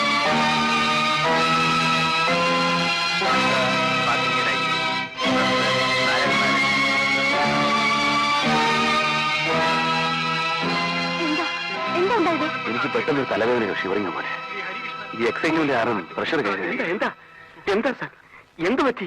ഡോക്ടേഴ്സ് പലരും ഇവിടെ ഓഡിയൻസിന്റെ കൂട്ടത്തിലുണ്ട്. ഇവിടെ തന്നെ ചെക്കപ്പ് ചെയ്യിക്കാം. വേണ്ട, അതൊക്കെ പിന്നെ ആകെ ഒരു കമോഷനാവും. ഒന്നുമില്ല, ഒറ്റയാളും അറിയത്തില്ല. ഇല്ല, ഞാൻ പോട്ടെ. I M not feeling all right. അങ്ങനെ അങ്ങ് പോയാ ആളുകൾ സാറിന്റെ പ്രസംഗം കേൾക്കാൻ വേണ്ടിയിട്ട് മാത്രം വന്നവരെ. അതിന് വേണ്ടിയിട്ട് അവർ മുഴുവൻ സഹിച്ചിരുന്നു കൊടുത്തു. ഒന്നും പ്രസംഗിക്കില്ല. 2 വാക്ക് പറഞ്ഞിട്ട് ഐ എം സോറി.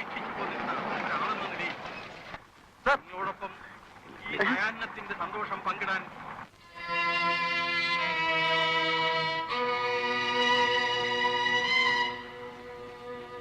ഡോക്ടർക്ക് ഫോൺ ചെയ്യട്ടെ? വേണ്ട, ഏതായാലും ഒന്ന് ഡോക്ടറെ വിളിക്കാം. വേണ്ടെന്ന് പറഞ്ഞില്ലേ?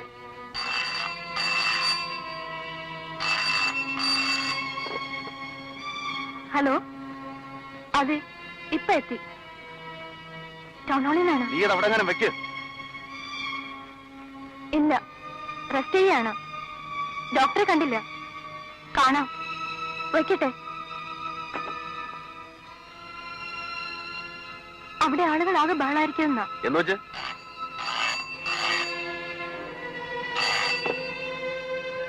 അതെ, മനസ്സിലായി. ഇല്ല, പറ്റില്ല. പറ്റില്ലെന്ന് പറഞ്ഞാൽ പറ്റില്ല. That is none of my headache. അതെ. എന്താ എന്താ ഉണ്ടായത്? ഭൂകമ്പം. ഒന്ന് സൗകര്യം കൊടുക്കും എല്ലാരും കൂടെ.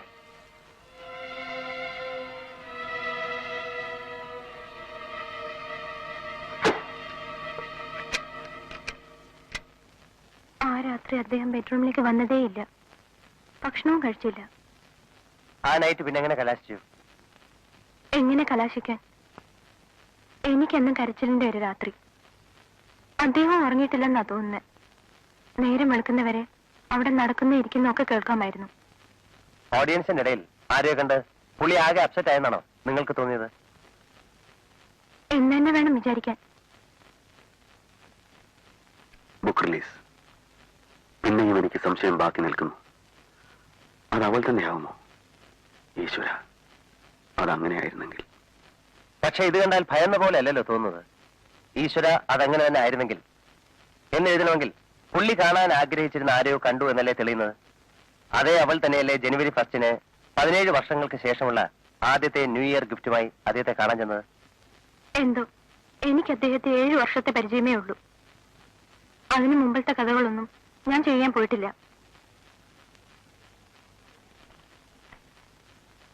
ഇത് ഹരീഷ്ണൻ സാർ ഈയിടെ എഴുതി തുടങ്ങിയ ഒരു നോവലിന്റെ കയ്യെഴുത്ത് പ്രതിയാണ്. ഏതാണ്ട് 3/4 ഭാഗം വരെ എത്തിയിട്ടുള്ളൂ. കംപ്ലീറ്റ് ചെയ്യാൻ പറ്റിയിട്ടില്ല. പേരൊന്നും ആയിട്ടില്ല.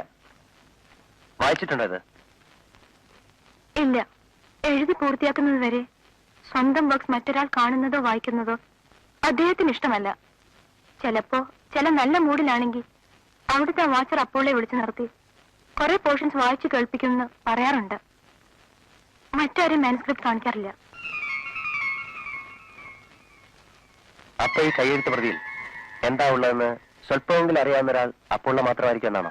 ചിലപ്പോ. I M not sure. വിചിത്രമായൊരു തമാശ തോന്നിയോണ്ടാ ഞാനിതെടുത്തത്. തുടക്കം വായിച്ചപ്പോ ഇൻട്രസ്റ്റിംഗ് ആയി തോന്നി. പിന്നെ മുഴുവൻ വായിച്ചില്ല, വെറുതെ ഒന്ന് മറിച്ചു നോക്കി. തുടക്കം, ഒരാൾ കൊല്ലപ്പെടുന്നു. പ്രശസ്തനായ ഒരാൾ, നോവലിസ്റ്റും ഫിലിം ഡയറക്ടറൊക്കെ ആയിട്ട് പ്രശസ്തനായ ഒരാൾ. അതും അയാളുടെ ഗ്ലാമറിന്റെ പീക്കിൽ. നേരോ? അതെ. ആളിന്റെ പേര് ശംഭു എന്ന മറ്റാണ്. എന്നാലും സാറ് താൻ കൊല്ലപ്പെടുന്നത് മുൻകൂട്ടി കണ്ട് എഴുതി വെച്ച പോലെയാണ് എനിക്ക് ആ ഫസ്റ്റ് ചാപ്റ്ററിന്റെ ഓപ്പണിംഗ് വായിച്ചപ്പോൾ തോന്നിയത്. ദൈവമേ. അതിന്റെ അർത്ഥം ആരോ തന്നെ കൊല്ലുമെന്ന് അദ്ദേഹം ഭയപ്പെട്ടിരുന്നു എന്നല്ലേ? അതെ, പക്ഷെ ഇതാരായിരിക്കാം? ഏതായാലും ഒരു കാര്യത്തിൽ ഞാൻ ഭാഗ്യവാനാണ്. ജീവിച്ചിരുന്നപ്പോ ഒരിക്കൽ പോലും നേരിൽ കാണാൻ പറ്റിയിട്ടില്ലെങ്കിലും അദ്ദേഹത്തിന്റെ ഏറ്റവും വലിയ ഫാൻസിൽ ഒരാളായിരുന്നു ഞാൻ. I really adored him. സാറിന്റെ അവസാനത്തെ നോവലിന്റെ അപൂർണമായ മാൻസ്ക്രിപ്റ്റ് ആദ്യമായിട്ട് വായിക്കാനുള്ള ഭാഗ്യം എനിക്കാണല്ലോ ഉണ്ടായത്. കുറെയൊക്കെ ഓട്ടോബയോഗ്രഫിക്കൽ ആവാൻ ചാൻസ് ഉള്ള ഈ ബുക്കിൽ നിന്നായിരിക്കും ഒരുപക്ഷെ എനിക്കൊരു തുമ്പ് കിട്ടാൻ പോകുന്നത്. ആർക്കറിയാം?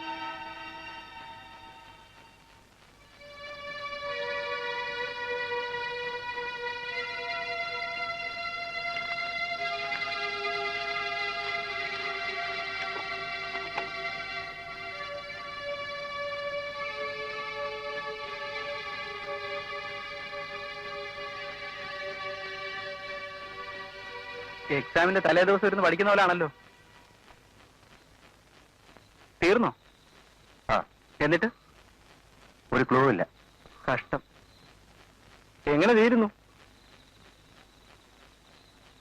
അന്വേഷണം ഉശിരായി വർക്ക് ചെയ്തിട്ടുണ്ട്. ഒരാളിൽ നിന്ന് വേറൊരാളിലേക്ക് അത് മാറി മാറി വീണ് ഒടുവിൽ ആരാ കൊന്നതെന്ന ചോദ്യത്തിന് ഉത്തരം കിട്ടാതെ ഒരു തെളിവില്ലാതെ കേസ് മാഞ്ഞു പോകുന്നു. അപ്പോ ഈ കിട്ടിയ തെളിവൊക്കെ? അതെല്ലാം തെളിവുകളാണ്. പക്ഷെ ഏറ്റവും വൈറ്റലായിട്ടുള്ള തെളിവ്, ദ പിവറ്റൽ ക്ലൂ, നശിപ്പിക്കപ്പെട്ടു പോകുന്നു. അത് കാരണം കേസ് തുമ്പില്ലാതെ അവസാനിക്കുകയാണ്. സപ്പോസ് ഒരുപക്ഷെ മൂപ്പർക്ക് ഇത് കംപ്ലീറ്റ് ചെയ്യാൻ കഴിഞ്ഞിരുന്നു എന്ന് വെക്ക്. അങ്ങനെ കഴിഞ്ഞാൽ ആരാണ് കൊലപാതകി എന്നതിന്റെ സൂചന കിട്ടുമായിരുന്നു എന്നും കരുത്. ഈ നോവൽ പൂർത്തിയാകരുത് എന്ന് ആർക്കെങ്കിലും താല്പര്യമുണ്ടായിരുന്നതായി ചിന്തിച്ചാലോ? പക്ഷെ അങ്ങനെ വരുമ്പോ ഈ കയ്യെഴുത്ത് പ്രതി ആരെങ്കിലും കണ്ടിരിക്കണം. അത് വേണം. അങ്ങേരുടെ മിസ്സസ് പറഞ്ഞ അനുസരിച്ചാണെങ്കിൽ അതിനാകെ ചാൻസ് ഉള്ളത് ആ കിളവൻ വാച്ചർക്കാണ്. ആയിക്കോട്ടെ, പിന്നെ അവര് പറഞ്ഞത് നേരായിക്കൊള്ളൊന്നുമില്ല. അത് ശരിയാ.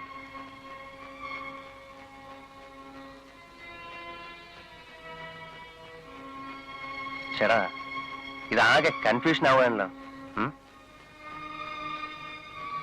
ഇത് വായിച്ചു കഴിഞ്ഞപ്പോ എന്റെ ഇപ്പോഴത്തെ പേടി അതല്ല.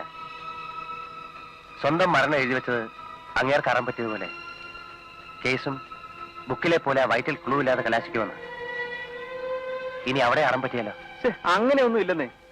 ചേട്ടൻ പതറാതിരുന്നാ മതി. അങ്ങേർക്ക് മിസ് ചെയ്തു പോയ ക്രൂഷ്യൽ തെളിവ് ചേട്ടന് കിട്ടും. കിട്ടുമെന്നേ.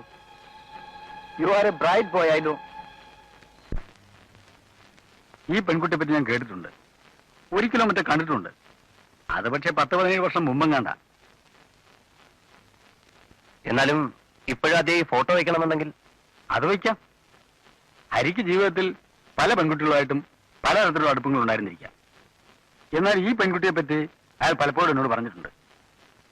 പുള്ളിക്ക് അങ്ങോട്ട് വല്ലാത്തൊരാകർഷണം തോന്നിയിട്ടുള്ള ഒരേ ഒരു പെണ്ണു ഇത് തന്നെയാ. അയാൾക്ക് ശരിക്കും അവളെ ഭാര്യയാക്കണമെന്നുണ്ടായിരുന്നു. പിന്നെ എന്തുകൊണ്ടാണ് നടന്നില്ല? അതെനിക്കറിയില്ല, പറഞ്ഞിട്ടില്ല, ഞാൻ ചോദിച്ചിട്ടുമില്ല. അതൊരു പേഴ്സണൽ സീക്രട്ട് ആയിട്ടാ എനിക്ക് തോന്നിയിട്ടുള്ളത്. ആരാ ഇവര്? കംപ്ലീറ്റ് ആയിട്ട് ഫിലിമിലാകുന്നതിന് മുമ്പ് ഹരി കുറെ കാലം ഒരു കോളേജിൽ ലെക്ചറായിരുന്നു. A very smart English lecturer. അന്ന് അവിടെ പുള്ളിയുടെ ഡിപ്പാർട്ട്മെന്റിൽ ട്യൂട്ടറായിട്ട് വന്നു ചേർന്ന ഈ കുട്ടി പാർവതി. ഈ സ്ത്രീ ഇപ്പൊ ഏത് കോളേജിലാണ് വർക്ക് ചെയ്യുന്ന അറിയാം? അവരിപ്പോ അധ്യാപികയല്ല, ഒരു ആശ്രമത്തിലെ സന്യാസിനിയാണ്. പൂർണ്ണാനന്ദ മിഷന്റെ ആശ്രമത്തിൽ. അവരുടെ ടെർമിനോളജി അനുസരിച്ച് ബ്രഹ്മചാരിണി. എവിടെ പോയി അന്വേഷിച്ച ഡീറ്റെയിൽസ് കിട്ടും? അതിപ്പോ അവരുടെ ഹെഡ് ഓഫീസിൽ തന്നെ തിരക്കണം. തമിഴ്നാട് ബോർഡറിനടുത്ത് എവിടെയോ ആണത്. അവിടെയാണ് അവരുടെ പ്രധാന ആശ്രമം. മിക്കവാറും ഇവരും അവിടെ തന്നെ കാണും. സീനിയർ മെമ്പറല്ലേ? ഉണ്ട്. പക്ഷെ അവരിപ്പോൾ പാർവതിയല്ല, ഭഗിനി സേവാമയി. അങ്ങനെ അവരെ പറ്റി പരാമർശിക്കാൻ പാടുള്ളൂ. വാട്ട് എവർ ഇറ്റ് ഈസ്, അവരെ ഒന്ന് വിളിക്കണമല്ലോ. എന്തിനാണ് എന്നതിനെ പറ്റി എനിക്ക് കൂടി ഒരു സൂചന കിട്ടിയിരിക്കണം. അത് നേരിട്ട് പറയാനുള്ള കാര്യമാണ്. നിങ്ങൾ ഒരു പോലീസ് ഓഫീസറാണ്. ഐഡന്റിറ്റി കാർഡ് ഞാൻ കണ്ടു. I am convinced too. പക്ഷേ ഒരു പോലീസ് ഓഫീസർ ആയതുകൊണ്ടോ പോലീസ് ഐ ജി തന്നെ ആയതുകൊണ്ടോ ഒരു വ്യക്തിക്ക് ഇതുപോലെ പാവനമായ ഒരു ആശ്രമത്തിന്റെ വ്യവസ്ഥകൾ മുഴുവൻ അറിഞ്ഞുകൊള്ളണമെന്നില്ല. അതിന് ഞാൻ നിങ്ങളെ ബ്ലെയിം ചെയ്യുകയുമല്ല. Please don't think like that. അല്ല, എന്ന് പറഞ്ഞാല് ഈ ആശ്രമത്തിന് അതിൻ്റെതായ ചില ഡിസിപ്ലിൻസ് ഉണ്ടായി. ഇവിടെയുള്ള അന്തേവാസികളുടെ എല്ലാ ചെറിയ ചലനങ്ങൾ പോലും മഠാധിപതി എന്ന നിലയ്ക്ക് ഞാൻ അറിഞ്ഞേ നടക്കുകയുള്ളൂ. അവരെ സംബന്ധിക്കുന്ന എന്തും എന്നോട് അന്വേഷിച്ചാൽ മതി. അപ്പൊ ഭഗിനി സേവാമയുടെ പ്രോഗ്രാംസിന്റെ ഡീറ്റെയിൽസും സ്വാമിജിയോട് ചോദിച്ചാൽ മതി. മതിയല്ലോ. എന്നാൽ ഈ കഴിഞ്ഞ മാസം 18-ാം തീയതി, അതായത് ജാനുവരി 18-ന് ഭഗിനി സേവാമായി ത്രൂ ഔട്ട് ഈ ആശ്രമത്തിൽ തന്നെ ഉണ്ടായിരുന്നുവെന്ന് സ്വാമിജിക്ക് ഗ്യാരണ്ടി തരാൻ കഴിയുമോ? അതിന് പ്രോഗ്രാം നോട്ട്സും ലെഡ്ജറും മറ്റും നോക്കേണ്ടി വരും. എങ്കിൽ നോക്കൂ.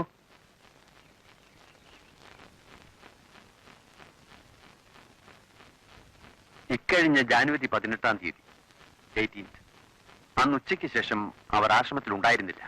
ഉച്ചയ്ക്ക് ശേഷം എന്ന് പറയുമ്പോൾ സന്ധ്യയ്ക്ക് മുമ്പായി അവരിവിടെ തിരിച്ചെത്തിയിട്ടുണ്ടോ? ഇല്ല, പിറ്റേന്ന് കാലത്താണ് ഇവിടെ തിരിച്ചെത്തിയത്. എവിടെയായിരുന്നു വന്നവർ? പ്ലീസ് പാർഡൻ മീ, അങ്ങനെയൊന്നും ചോദിക്കാൻ പാടില്ല. ഞാൻ തന്നെ നിർദ്ദേശിച്ച ഒരു മിഷന് വേണ്ടിയാണ് അവർ പോയിട്ടുള്ളത്. എന്ത് mission? I am sorry, I am not suppose to disclose all those to you. Swamiji, ഒരു മർഡർ കേസിന്റെ അന്വേഷണമായിട്ട് ബന്ധപ്പെട്ട ഇപ്പൊ ഞാനിവിടെ വന്നിരിക്കുന്നത്. കൊല ചെയ്യപ്പെട്ട ആളിന്റെ പഴയ ഡയറിയിൽ നിന്ന് ഇവിടുത്തെ ഭഗിനിയുടെ ഫോട്ടോ എനിക്ക് കിട്ടിയിട്ടുണ്ട്. കൊല നടന്ന രാത്രിയിൽ അവരിവിടെ ഉണ്ടായിരുന്നില്ല എന്ന് നിങ്ങൾ പറയുന്നു. ഞങ്ങളുടെ തന്നെ ട്രിവാൻഡ്രത്തിനപ്പുറത്ത് കൊട്ടിയത്തിനടുത്തുള്ള ഒരു ആശ്രമത്തിലേക്കാണ് അവരെ അന്ന് ഞാൻ അയച്ചത്. എന്തിന്? മാഘപൂർണിമ ആഘോഷങ്ങളുടെ ഒരു കോർഡിനേഷന് വേണ്ടിയിട്ട്. അവരവിടെ ചെന്നിട്ടുമുണ്ട്. അവിടുത്തെ മഠാധിപതിയുടെ മെസ്സേജും കൊണ്ടുവന്നിട്ടുണ്ട്. അത് ഞാൻ പിന്നെ ചെക്ക് ചെയ്തോളാം. തൽക്കാലം ആ സ്ത്രീയെ വിളിക്കൂ. എനിക്ക് അവരെ ക്വസ്റ്റ്യൻ ചെയ്യാനുണ്ട്. Please call the lady.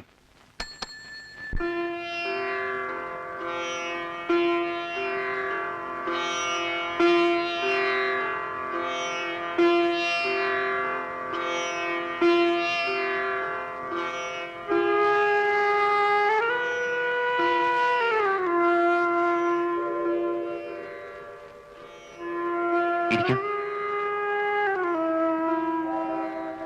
ഷൗജിക്ക് ഒന്ന് അപ്പുറത്തേക്ക് നിൽക്കാം.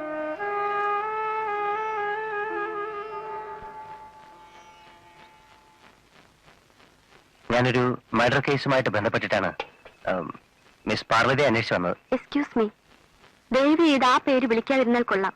ഭഗിനി എന്നോ സ്വാമിനി എന്നോ താങ്കൾക്ക് എന്നെ അഡ്രസ് ചെയ്യാം. രണ്ടും ബുദ്ധിമുട്ടായി തോന്നുന്നുണ്ടെങ്കിൽ സിസ്റ്റർ എന്ന് വിളിച്ചോളൂ. മറ്റത് ഇവിടുത്തെ നിയമം അനുവദിക്കുന്നില്ല. ഒരു മിസ്റ്റർ ഹരികൃഷ്ണൻ എന്ന് പറയുന്ന ഒരു famous writer and film maker, ഞാൻ അറിഞ്ഞു. അദ്ദേഹത്തിന്റെ സ്വകാര്യ മേശയിൽ ആയിരക്കണക്കിന് ഫോട്ടോഗ്രാഫുകളിൽ നിന്ന് വിട്ട് ഒരു പേഴ്സണൽ ഡയറിക്കുള്ളിൽ സിസ്റ്ററിന്റെ ഫോട്ടോ കണ്ടതുകൊണ്ടാണ് ഞാനിപ്പോ ഇവിടെ ഇരിക്കുന്നത്. നിങ്ങൾ തമ്മിൽ അറിയായിരുന്നു. കുറെ കൂടെ തെളിച്ചു പറഞ്ഞാൽ? ഞങ്ങൾ ഒന്നിച്ച് കുറച്ചു കാലം ഒരു കോളേജിൽ വർക്ക് ചെയ്തിരുന്നു. അതല്ലാതെ നിങ്ങൾ തമ്മിൽ? ഞാൻ പറഞ്ഞല്ലോ, ഞങ്ങൾക്ക് പരസ്പരം അറിയായിരുന്നു. അതല്ല ഞാൻ ഉദ്ദേശിച്ചത്. ഒരു ആശ്രമത്തിന്റെ അറ്റ്മോസ്ഫിയർ വെച്ച് ഇങ്ങനെയൊക്കെ ചോദിക്കാനും പറയാനും പാടുണ്ടോ എന്ന് എനിക്കറിയില്ല.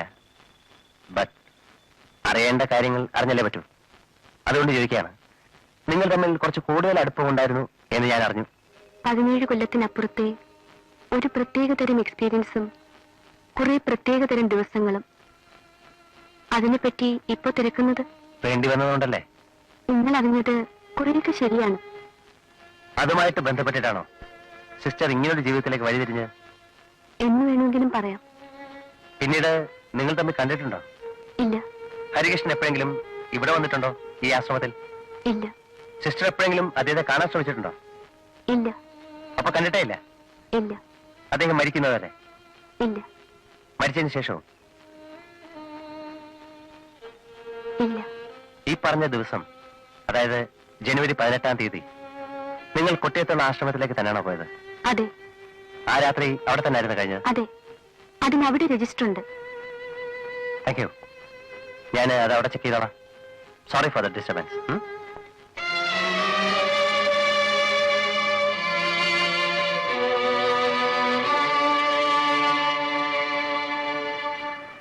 അതിനാ പയ്യൻ നീ വിചാരിക്കുന്നല്ല അത്ര നല്ലവനൊന്നുമല്ല.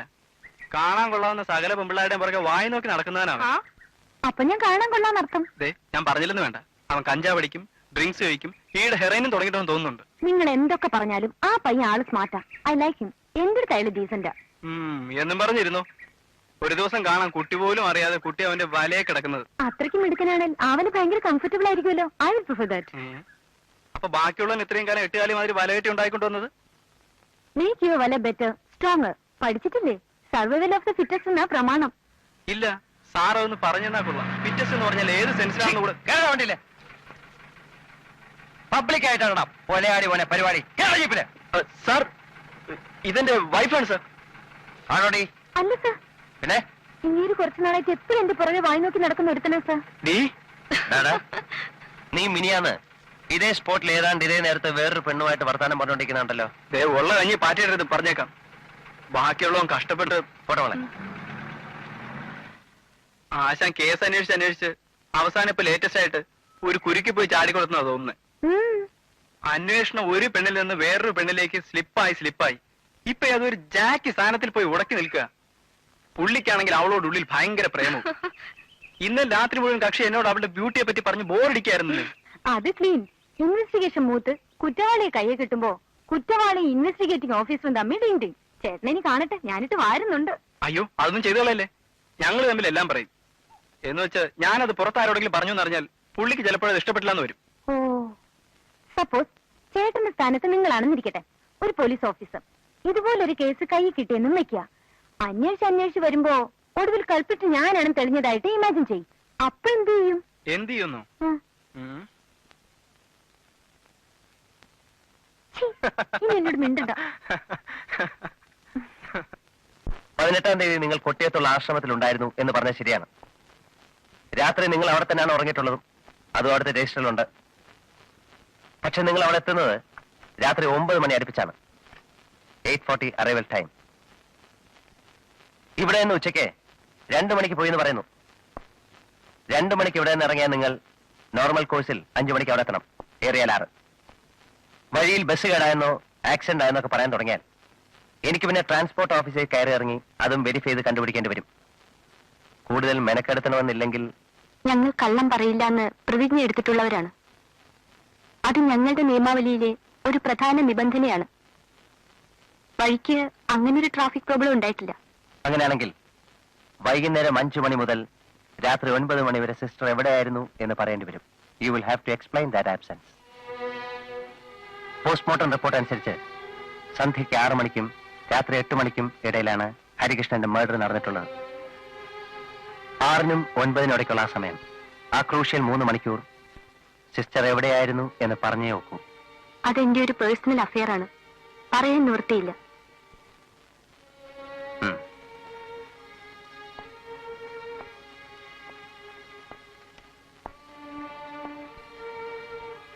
ഈ കത്ത് നിങ്ങൾ എഴുതിയതല്ലേ?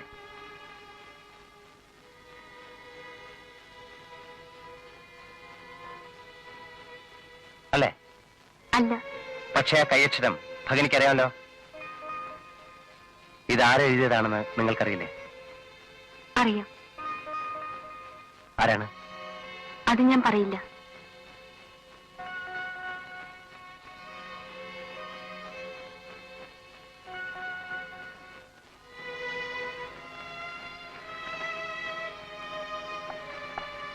ഈ ചപ്പൽ നിങ്ങളുടെ അല്ലേ? അല്ല, ഞങ്ങൾ ഇത്തരം ചപ്പൽസ് ഉപയോഗിക്കാറില്ല. പക്ഷേ ഈ ചെരുപ്പ് നിങ്ങൾ എവിടെയോ കണ്ടിട്ടില്ലേ? ഓർത്തു നോക്കൂ, ഇതുമാതിരി ചപ്പൽ ആരുടെ കാലിലാണ് കണ്ടിട്ടുള്ളത്? ഇപ്പറഞ്ഞ ദിവസം 6-നും 9-നും ഇടയ്ക്ക് നിങ്ങൾ യാദൃച്ഛികമായിട്ട് കണ്ടുമുട്ടിയ ആരുടെയെങ്കിലും കാലിൽ ഈ ചപ്പൽ കണ്ടിരുന്നോ? കണ്ടിട്ടില്ലേ? കള്ളം പറയില്ല എന്ന് പ്രതിജ്ഞ എടുത്തിട്ടുള്ള ഒരു സന്യാസിയാണ് നിങ്ങൾ. ഈ ചപ്പൽ ആരുടെ കാലിലാണ് കണ്ടതെന്ന് നിങ്ങൾക്ക് ഓർമ്മയില്ലേ? ഉണ്ട്. എങ്കിലത് ആരുടെ കാലിലായിരുന്നു? ക്ഷമിക്കണം, ഞാനത് പറയില്ല. നിങ്ങളെപ്പോലെ ഒതുങ്ങിയ ജീവിതം നയിക്കുന്ന ഒരു ഇൻഡിവിജ്വലിനെ ഇതുമാതിരി ഒരു കേസിലേക്ക് വലിച്ചുകൊണ്ട് പോകണം എന്നെനിക്ക് തീരെ താല്പര്യമില്ല. സത്യത്തിൽ അങ്ങനെ സംഭവിക്കാതിരിക്കണേ എന്നുപോലും എനിക്ക് പ്രാർത്ഥനയുണ്ട്. കൊല നടന്ന മുറിയിൽ നിന്നും സറൗണ്ടിങ്സിൽ നിന്നും കിട്ടിയതാണ് ഈ ചപ്പലും പിന്നെ ഒരു കർച്ചീഫും ഞാൻ കൊണ്ടുവന്നിട്ടുണ്ട്. പ്ലീസ്, എന്നെ ഇത് കാണിക്കണമെന്നില്ല. ഇത് രണ്ടും ആരുടേതാണോ ആ ആളാണ് കൊലയാളി എന്നുള്ള വ്യക്തമാണ്. അത് ആരുടേതാണെന്ന് നിങ്ങൾക്കറിയാം. അറിഞ്ഞിട്ട് നിങ്ങൾ അത് ഒളിക്കുന്നു. ഡിസിസീവായ അന്നത്തെ ആ 3 മണിക്കൂർ നിങ്ങൾ എവിടെയായിരുന്നു എന്ന ചോദ്യത്തിനും കറക്റ്റായിട്ടൊരു മറുപടി പറയുന്നില്ല. കേസ് അന്വേഷിക്കുന്ന ആൾ എന്ന നിലയിൽ എനിക്ക് ആ മറുപടി കിട്ടിയേ പറ്റൂ. അത് ഞാൻ സിസ്റ്ററിനെ കൊണ്ട് പറയിക്കും. നിങ്ങൾക്ക് എന്നെ കൊണ്ടത് പറയിക്കാൻ സാധ്യമല്ല. ഒന്നുകൂടെ ഒന്ന് ആലോചിച്ചിട്ട് അങ്ങനെ പറഞ്ഞാൽ മതി. കാരണം എന്റെ ചോദ്യങ്ങൾക്ക് മറുപടി പറഞ്ഞില്ലെങ്കിൽ ഈ കേസുമായി ബന്ധപ്പെട്ട് ആദ്യമായി ഞാൻ കസ്റ്റഡിയിൽ എടുക്കുന്ന വ്യക്തി നിങ്ങളായിരിക്കും. ഒരു ഫിലിം ഡയറക്ടറുടെ മർഡറുമായി ബന്ധപ്പെട്ട് ഒരു സന്യാസിനെ കസ്റ്റഡിയിൽ എടുക്കേണ്ടി വരിക എന്ന് പറയുന്നത് പത്രക്കാർക്ക് അതൊരു ഫീസ്റ്റ് ആയിരിക്കും. പക്ഷെ എന്തോ എനിക്കത് ഇഷ്ടമല്ല. കാരണം നിങ്ങളാണ് ഇത് ചെയ്തതെന്ന് ഞാനിപ്പോഴും വിശ്വസിക്കുന്നില്ല. നിങ്ങളെ കൊണ്ട് സാധിക്കില്ല. പക്ഷെ നിങ്ങൾക്ക് കൊലയാളെ അറിയാം. എനിക്ക് നല്ല ഉറപ്പുണ്ട്. സത്യത്തിൽ എനിക്കറിയില്ല. സിസ്റ്റർ പോലീസ് കസ്റ്റഡിയിലാവുമെന്ന് പറയുമ്പോൾ ഞാൻ പറഞ്ഞല്ലോ പത്രക്കാരെ പറ്റി. ആ സിസ്റ്റർക്കും ഈ ആശ്രമത്തിനും മൊത്തമായിട്ടും ഒക്കെ വല്ലാത്ത ചീത്തപ്പേരുണ്ടാക്കും. അതിനെക്കുറിച്ച് താങ്കൾ ബോധറിയണമെന്നില്ല. എങ്കിൽ ഈ മൊമെന്റ് മുതൽ സിസ്റ്റർ അറസ്റ്റിലാണ്.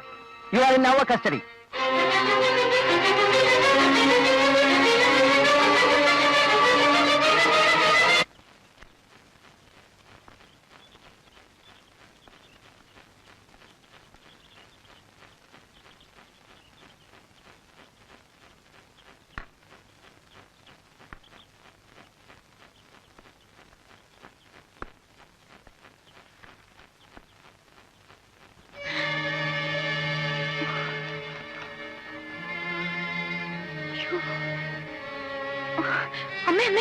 ഇത് കണ്ടോ, സിസ്റ്റർ ആന്റി അറസ്റ്റ് ചെയ്തിരിക്കുന്നു.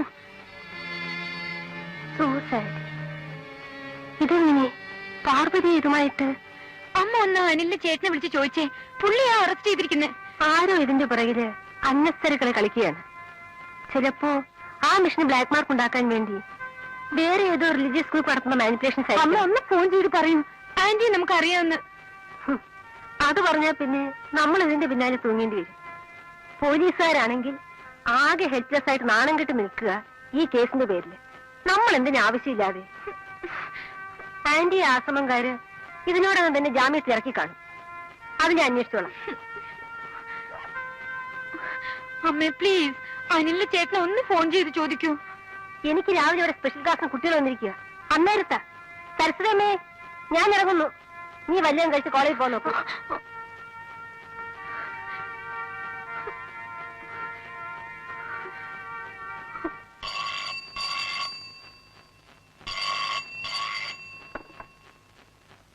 ഹലോ. Hello, yes. ശില്പയാണ്. ഞാനിത് ആരാന്ന് വിചാരിച്ചു. അനി ഇവിടെ ഇല്ലല്ലോ. അവന്റെ ഇപ്പൊ കോളേജിലേക്ക് ഇറങ്ങിയിട്ടുള്ളൂ. ഓ, ചേട്ടനവിടെ കാണോ? ആര്, ഞാനോ? എന്തേ? ഞാനും പുറത്തിറങ്ങാൻ തുടങ്ങായിരുന്നു. എന്താ കാര്യം, പറഞ്ഞോളൂ. എനിക്ക് വേണ്ടി ഒരു 10 മിനിറ്റ് വെയിറ്റ് ചെയ്യോ? എനിക്ക് ചേട്ടനെ കണ്ടൊരു കാര്യം സംസാരിക്കാനുണ്ട്. ബുദ്ധിമുട്ടാവോ? ഞാൻ ഉടനെ വരാം. ആ, പെട്ടെന്ന് വരണം. അതെ. കുട്ടി ആ ആശ്രമത്തിൽ പോയിട്ടുണ്ടോ? ഇല്ല. പിന്നെ എങ്ങനെ അവരുമായിട്ട് പരിചയം? സിസ്റ്ററിന്റെ അമ്മയുടെ ഫ്രണ്ടാണ്. ഫ്രണ്ട് എന്ന് പറയുമ്പോ? അമ്മയ്ക്ക് ആകെയുള്ള ഒരേ ഒരു ഫ്രണ്ട് എന്ന് പറയാവുന്നതും സിസ്റ്റർ ആന്റി തന്നെയാ. ആന്റി എനിക്ക് നന്നായി അറിയാം. അവരെ ഇത് സംശയിക്കുന്ന പോലും ക്രൂവലാണ്. അത്രയ്ക്ക് പാവാ സിസ്റ്റർ ആന്റി. പക്ഷെ തെളിവുകൾ മുഴുവൻ അവർക്കെതിരാണ് കുട്ടി. മർഡർ നടന്ന സ്ഥലത്ത് നിന്ന് കിട്ടിയ സാധനങ്ങൾ ആരുടേതാണെന്ന് അവർക്കറിയാം. പക്ഷെ അത് ആരുടേതാണെന്ന് പറയാൻ അവർ കൂട്ടാക്കുന്നില്ല. അതെന്തോ, പക്ഷേ ആ മനുഷ്യനുമായിട്ട് ആന്റിക്ക് യാതൊരു കണക്ഷനും ഇല്ല. ഒരു കണക്ഷനും ഇല്ല. എനിക്കറിയാം. കുട്ടിക്ക് അതെങ്ങനെ അറിയാം? എനിക്കറിയാം. ഹരികൃഷ്ണന് ഒരുപാട് സ്ത്രീകളുമായിട്ട് പല വിധത്തിലുള്ള ബന്ധങ്ങളുണ്ടായിരുന്നു. കാണാൻ ഭംഗിയുള്ള സ്ത്രീകൾ അയാൾക്കൊരു വീക്ക്നെസ് ആയിരുന്നു. ഒന്നുമില്ല. നിങ്ങൾ വല്ലതും കണ്ടിട്ടുണ്ടോ? ഞാൻ കണ്ടിട്ടില്ല. ആരും ഒന്നും കണ്ടിട്ടില്ല. എല്ലാവർക്കും എല്ലാം അറിയുകയും ചെയ്യാം. മഞ്ഞപത്രങ്ങൾ എഴുതി വിടുന്നത് അതുപടി റിപ്പീറ്റ് ചെയ്യാം. നിങ്ങളെല്ലാം, നിങ്ങളും എന്റെ അമ്മയും എന്റെ ഫ്രണ്ട്സും എല്ലാം.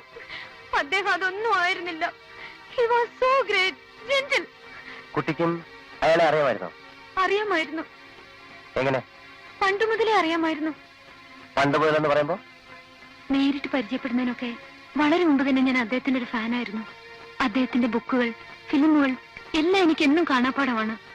കഴിഞ്ഞ വർഷം അദ്ദേഹം താമസിക്കുന്ന ഈ സിറ്റിയിലേക്ക് അമ്മയ്ക്ക് പ്രൊഫസറായി പ്രൊമോഷൻ ട്രാൻസ്ഫർ ആയിട്ട് വന്ന ആ ദിവസം തൊട്ട് എന്റെ ഏറ്റവും വലിയ ആഗ്രഹമായിരുന്നു അദ്ദേഹമായി ഒന്ന് പരിചയപ്പെടണമെന്ന്.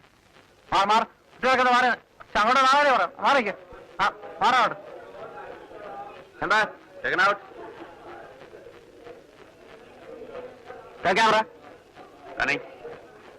മരച്ചില്ലകൾ എവിടെയെങ്കിലും വെച്ച് കൂട്ടിത്തൊടുമായിരിക്കും. ഒരേ തടിയിൽ നിന്ന് പോകുന്നത് കൊണ്ട് നിവൃത്തിയില്ലല്ലോ. ഓടിമാറാൻ പറ്റുമല്ലോ. അതായാലും ഒന്ന് പറഞ്ഞു കൊടുക്കുകയും പറയുന്നതിന് അർത്ഥം എന്താണെന്ന് അറിഞ്ഞിട്ട് പറ. മരച്ചില്ല ഓടി മാറുമോ? സോറി സർ, ഓടിമാറാൻ പറ്റില്ലല്ലോ. ഓടിമാറാൻ പറ്റില്ലല്ലോ. ഓടിമാറാൻ പറ്റില്ലല്ലോ. പറ്റില്ലല്ലോ. പറ്റില്ലല്ലോ. നമ്പർ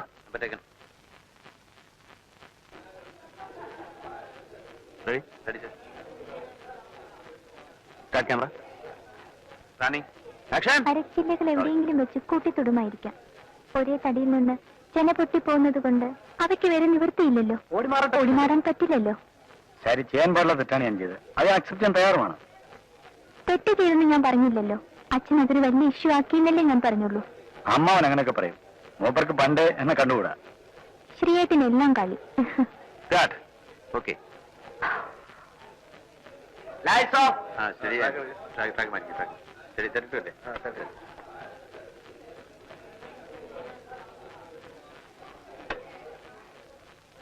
നീ ചൊല്ലു. എന്റെ മോൻ എനിക്ക് വയ്യ.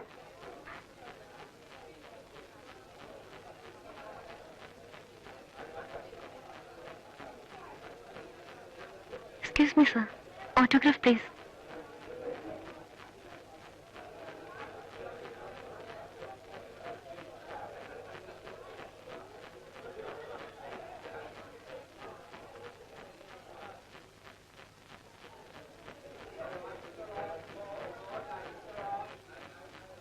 എന്താ കുട്ടിയുടെ പേര്? ശില്പ.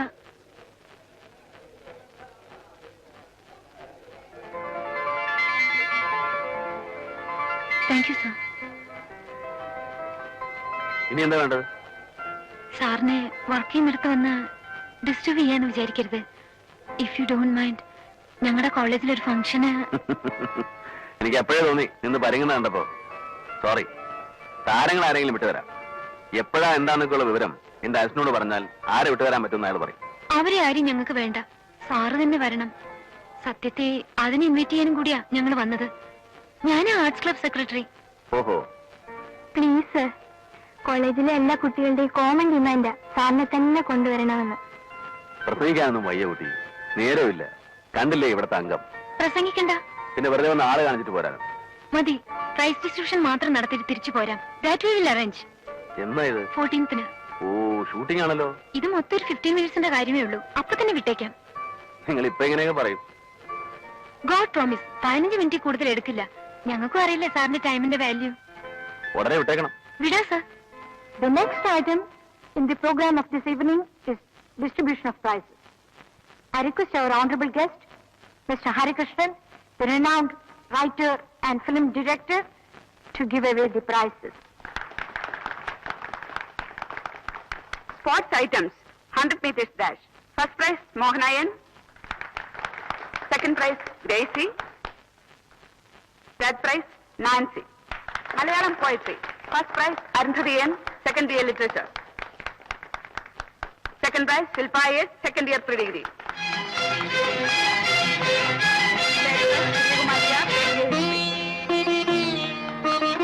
short story competition. First prize, Shilpa S. Second prize, Lekha Binayak. Answers competition. First prize, Shilpa S. എന്തായിരുന്നു ഫാൻസി ഡ്രസ് തവള. വേഷം?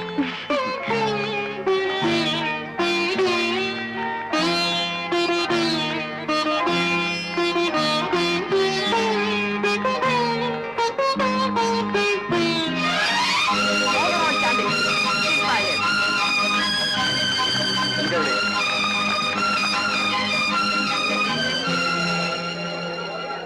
Thank you very much, sir.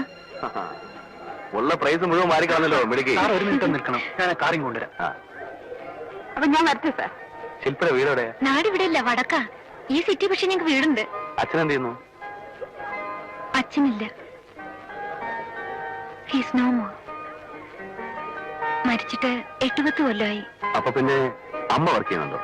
ഉണ്ട്. She's a professor. ഇവിടെയാണോ? അല്ല, ഗവൺമെന്റ് കോളേജിൽ. ഇപ്പൊ ഇവിടെ വന്നിട്ടുണ്ടോ? ഇല്ല, അമ്മയ്ക്ക് ഞാൻ ഇതിലൊന്നും പാർട്ടിസിപ്പേറ്റ് ചെയ്യുന്നതേ ഇഷ്ടമല്ല.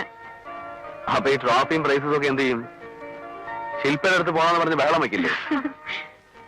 അമ്മ എന്തോ പറഞ്ഞോട്ടെ. എല്ലാവർക്കും ദൈവം ഇങ്ങനെ ഒരുപാട് കഴിവുകൾ വാരിക്കോരി കൊടുക്കാറില്ല. കുട്ടിക്ക് അത് തന്നിട്ടുണ്ട്. കിട്ടിയ സ്ഥിതിക്ക് അത് നല്ല രീതിയിൽ ഡെവലപ്പ് ചെയ്ത് കൊണ്ടുവരാൻ സാധിക്കണം. ശ്രമിക്കുന്നുണ്ട്. I am trying my level best. You must. ശില്പയുടെ വീട്ടിൽ പോയി നോക്കണ ഒരു ഷെൽഫ് നിറയെ ട്രോഫികളാ. ഒരു വിധത്തിൽ കാർ ഇങ്ങോട്ട് കൊണ്ടുവന്നിട്ടുണ്ട്. ഇനി അവിടെ തിരക്കൂടുന്നതിന് മുമ്പ് വല്ലപ്പോഴും ഒന്ന് ഫോൺ ചെയ്യുന്നോണ്ട് സാറിന് ബുദ്ധിമുട്ടാവോ? എനിക്ക് ഇങ്ങനെ ഒരു എൻകറേജ്മെന്റ് ഇതുവരെ കിട്ടിയിട്ടില്ല. അത് തരാനും വേറെ ആരുമില്ല. അതിനെന്താ വിളിച്ചോളൂ. Thank you sir. വിളിക്കാൻ എന്റെ ഫോൺ നമ്പർ കയ്യിലുണ്ടോ? 2 നമ്പറും ഉണ്ട്. അടുത്ത മാസം 21 വരെ ഷൂട്ടിംഗ് ഉണ്ടാവും. വിളിക്കുന്നതിന് അതിന് ശേഷം വിളിച്ചാൽ മതി.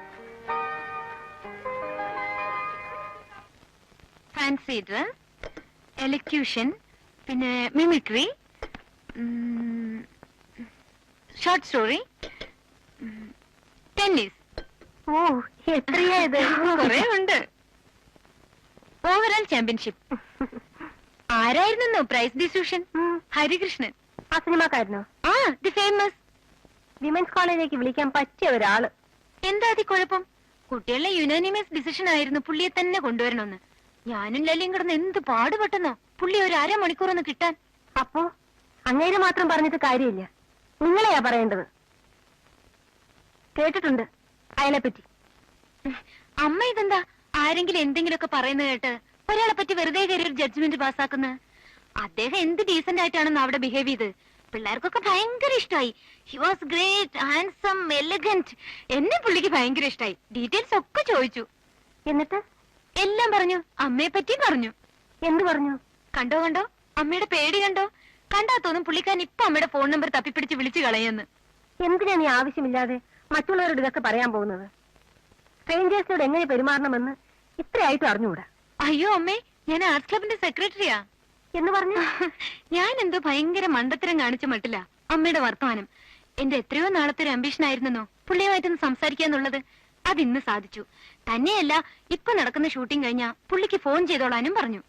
ദേ, ഒരു കാര്യം ഞാൻ പറഞ്ഞേക്കാം. നടന്നു അയാൾക്ക് ഫോൺ ചെയ്യാനൊന്നും നിൽക്കണ്ട. നിങ്ങളെപ്പോലുള്ള വട്ടു പെൺപിള്ളേർക്ക് അയാൾ വലിയവനായിരിക്കും. ഒന്നാമത് സിനിമാക്കാരൻ. പൊതുവെ ഒരു സിനിമാക്കാരനെ പറ്റിയും അത്ര നല്ല അഭിപ്രായമില്ല. ഈ മനുഷ്യനെ പറ്റി പ്രത്യേകിച്ച്. നീ വളരെ ഇന്നസെന്റ് ആയിട്ടായിരിക്കും അയാളോട് സംസാരിക്കുന്നത്. പക്ഷെ അയാളുടെ ഇന്റൻഷൻസ് അങ്ങനെ ആയിക്കൊള്ളണമെന്നില്ല. ഓ, അത് മനസ്സിലാക്കാനുള്ള ബുദ്ധിയൊക്കെ എനിക്കുണ്ട്. അങ്ങനെ വല്ലതും ഉണ്ടെന്ന് തോന്നിയാ അപ്പൊ ആ റിലേഷൻ കട്ട് ചെയ്യാനും എനിക്കറിയാം. നിന്നോട് ഞാൻ പറയുന്ന അനുസരിച്ചാ മതി. വെറുതെ പേര് ചീത്തയാക്കാൻ നോക്കണ്ട. മേലാൽ അയാൾക്ക് ഫോൺ ചെയ്യാനും പറഞ്ഞരുത്. എന്താ വിളിച്ചാല് ഞാൻ വിളിക്കും. അന്ന് ഞാൻ നിന്റെ പ്രൈസ് മേടിക്കലും ആർട്സ് ക്ലബിലെ എക്സ്ട്രാ ആക്ടിവിറ്റീസ് മുഴുവൻ അവസാനിപ്പിക്കും.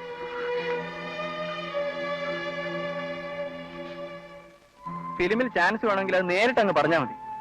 നിങ്ങളെപ്പോലുള്ള പെമ്പിള്ളേർ ചാൻസ് ചോദിച്ചാൽ പുള്ളി പെട്ടെന്ന് തരും. സമയമാവുമ്പോ ഞാൻ ചോദിച്ചോളാം. പക്ഷെ അങ്ങേർക്ക് അതിന് ചില ചിട്ടകളൊക്കെ ഉണ്ട്. അതൊക്കെ അങ്ങ് നേരത്തെ കഴിച്ചു വെച്ചാൽ ഈ ചുറ്റിക്കളിയുടെയും ഫോൺ വിളിയുടെയും ഒന്നും ആവശ്യമില്ല. അത് ഞാൻ എങ്ങനെ സൗകര്യം വെച്ചാൽ അങ്ങനെ ചെയ്യാം. ആ, ഏതായാലും ഇപ്പൊ ഫോൺ ചെയ്യാൻ പോവാണല്ലോ, തെറ്റു വെച്ചോ. പുള്ളി 3 തരം കുട്ടിയോട് അങ്ങോട്ട് ചെല്ലാൻ പറയും. പിന്നെ വേറെ യാതൊരു പണിയില്ലാതെ അവിടെ ഇങ്ങനെ ഇരിക്കുകയല്ലേ പെൺപിള്ളേരുടെ ഫോൺ വരുന്നു നോക്കി. കുട്ടി നോക്കിക്കോ, പുള്ളി ഡെഫിനറ്റ് ആയിട്ട് അങ്ങോട്ട് ക്ഷണിക്കും. എനിക്ക് കാണണമെന്ന് തോന്നിയാൽ ഞാൻ പോയി കാണുകയും ചെയ്യും. അതിനിപ്പോ എന്താ, പിടിച്ച് തിന്നുകളെ. അത്രയല്ലേ ഉള്ളൂ. തിന്നു കഴിഞ്ഞാൽ എല്ല് ബാക്കി കാണുമല്ലോ. സാർ അതെല്ലാം കൂടി ഒന്ന് കളക്ട് ചെയ്ത് ഒരു കലത്തിലാക്കി കടലൊഴുക്കി കളഞ്ഞാ മതി. ആ, അത് ഞാൻ ഏറ്റു.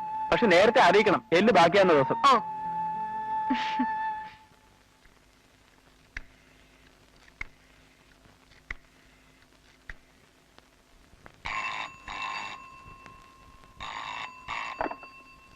ഹലോ. ഹലോ, സാറിന് എന്നെ ഓർമ്മയുണ്ടോന്നറിയില്ല. ശില്പ. ആ മനസ്സിലായി, പ്രൈസുകാരി കുട്ടി. പിന്നെ ഒന്നുമില്ല, വിളിക്കാന്ന് പറഞ്ഞിരുന്നോണ്ട്. Thank you. അയ്യോ, ഞാനില്ലേ താങ്ക്സ് പറയണ്ട്. പറഞ്ഞോളൂ. ഫ്രണ്ട്സിനൊക്കെ ഭയങ്കര അസൂയ ഞാൻ സാറുമായിട്ട് സംസാരിക്കാൻ പോണെന്ന് പറഞ്ഞിട്ട്. ആ, അവർക്ക് വിശ്വാസമാകുന്നില്ല. പിന്നെ ഈ സാറ് വിളി വേണ്ട, അതൊരു ബോറാ. എനിക്ക് അതിനേക്കാൾ ബോറാണ്. ഒരു 2-3 വട്ടം കൂടെ സാറേന്ന് വിളിച്ചിട്ട് പയ്യെ വിളി അങ്കിൾ നാക്കാന്ന് വിചാരിച്ചിരിക്കായിരുന്നു ഞാനും. അയ്യോ, അങ്കിൾ വിളി അതിനേക്കാളും ബോറാണ്.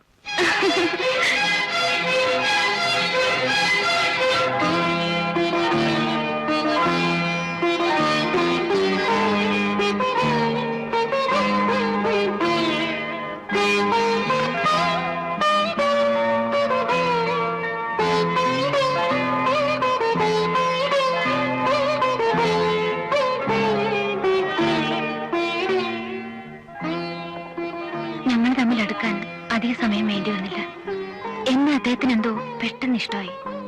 എന്റെ കാര്യങ്ങളെല്ലാം പറയാൻ എനിക്കൊരാള്, അങ്ങനെയാണ് എനിക്കും തോന്നിയത്.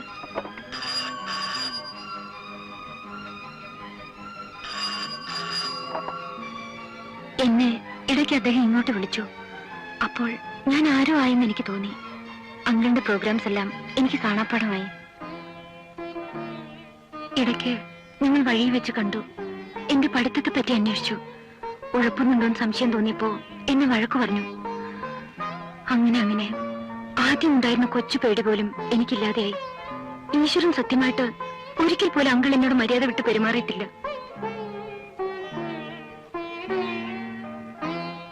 അദ്ദേഹം പ്രസംഗിക്കുകയോ പങ്കെടുക്കുകയോ ചെയ്യുന്ന സദസ്സുകളിൽ ഞാനൊരു സ്ഥിരം കേൾവിക്കാരിയായി.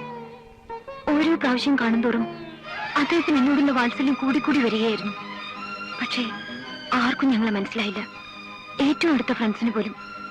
ഞാൻ ആരെയും തിരുത്താനും മെനക്കെട്ടില്ല. അമ്മ ചീത്ത പറയുന്ന ഉറപ്പുള്ളതുകൊണ്ട് അവിടെ മാത്രം ഞാൻ എല്ലാം ഒളിച്ചു വെച്ചു.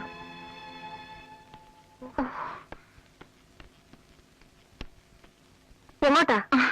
ടൗൺ ഹാളിൽ ഒരു ഫംഗ്ഷൻ ഉണ്ടമ്മേ, ഒരു ലിറ്റററി വൺ. ഫ്രണ്ട്സ് എല്ലാം അവിടെ വരും. കാലത്തെ പത്രത്തിൽ ഇന്നത്തെ സിറ്റി പ്രോഗ്രാമിന്റെ കോളം കണ്ടപ്പോഴേ വിചാരിച്ചു. കണ്ടോ, അമ്മയുടെ ഒരു കള്ളം നോക്കിയിട്ടെ. ഇതൊന്നും ശരിയല്ലമ്മേ, കൂടെ നിന്നുകൊണ്ടുള്ള ഒരുതരം സ്പൈയിങ്. ആ മനുഷ്യന്റെ ഏതോ ബുക്കിന്റെ റിലീസ് ഫംഗ്ഷൻ അല്ലേ? നീ പോവണ്ട. എന്താ പോയാല്? തിരിച്ചു ചോദിക്കണ്ട. പോവണ്ടെന്ന് പറഞ്ഞാൽ പോവണ്ട. ഞാൻ ചെല്ലൂന്ന് പറഞ്ഞിട്ടുണ്ട്. ആരോട്? ആരോടെന്ന്? എന്റെ ഫ്രണ്ട്സിനോട്. നീ ചെല്ലുമെന്ന് അയാളോട് പറഞ്ഞിട്ടുണ്ടോ? പറഞ്ഞിട്ടുണ്ടോ എന്ന്? ഉണ്ട്. ഓ, അപ്പൊ കോണ്ടാക്ട് മുറിഞ്ഞിട്ടില്ല. നശിക്കേണ്ടത് തീരുമാനിച്ചിറങ്ങിയിരിക്കുക. ഞാൻ നശിച്ചിട്ടൊന്നുമില്ല, നശിക്കുകയില്ല. വർത്തമാനം മതിയമാവുന്നു. അമ്മ എന്ത് പറഞ്ഞാലും ഇന്ന് ഞാൻ അവിടെ പോവും.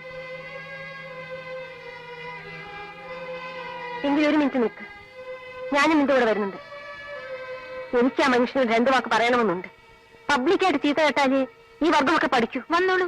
നേരിട്ട് സംസാരിക്കുമ്പോഴേ അമ്മയ്ക്ക് അദ്ദേഹം ആരാണെന്ന് എന്താണെന്ന് മനസ്സിലാവൂ. ഈ നൂറ്റാണ്ടിന്റെ കല, ഈ നൂറ്റാണ്ടിന്റെ മാധ്യമം എന്നൊക്കെ ചലച്ചിത്രത്തെ പറ്റി പലപ്പോഴും പരാമർശിച്ച് കേൾക്കാറുണ്ട്. എന്തോ അറിവ് കുറവ് കൊണ്ടായിരിക്കാം ചലച്ചിത്രത്തെ ഇതര കലകളുമായി തുലനം ചെയ്ത് കാണാൻ ഈ ഉള്ളവന് സാധിക്കാറില്ല. ഞാൻ സിനിമ കാണാറുമില്ല. സാധാരണയായി സിനിമാ ലോകത്തിലേക്ക് ഒരു എഴുത്തുകാരൻ പ്രവേശിക്കുന്നതോടെ പിന്നെ അങ്ങോട്ട് സാഹിത്യത്തിന് ആ എഴുത്തുകാരൻ നഷ്ടമായി എന്ന് കണക്കുകൂട്ടിക്കൊണ്ടാൽ മതി. ഉദാഹരണങ്ങൾ അനവധിയുണ്ട്. ആ മാധ്യമത്തിന്റെ പ്രത്യേക തരം പോപ്പുലാരിറ്റിയും മറ്റ് മേമ്പൊടികളും പണക്കൊഴുപ്പും ഒക്കെ തന്നെ തർക്കശക്തിയുള്ള എഴുത്തുകാരെ പോലും ഒരു നീരാളിപ്പിടുത്തത്തിലെന്ന പോലെ വലിച്ചുകൊണ്ടു പോകുന്നതായിട്ടാണ് കണ്ടുവരാറുള്ളത്. ആരെന്നൊക്കെ പറഞ്ഞാലും അത് യാഥാർത്ഥ്യം. ഈ ഹരികൃഷ്ണന്റെ ഈ വേദത്തെ വിലയിരുത്തുന്നു. നമ്മൾ അതിനപ്പുറത്ത് വേറെ യാഥാർത്ഥ്യങ്ങളോടുകൂടി കുറഞ്ഞൊരു കാലമായി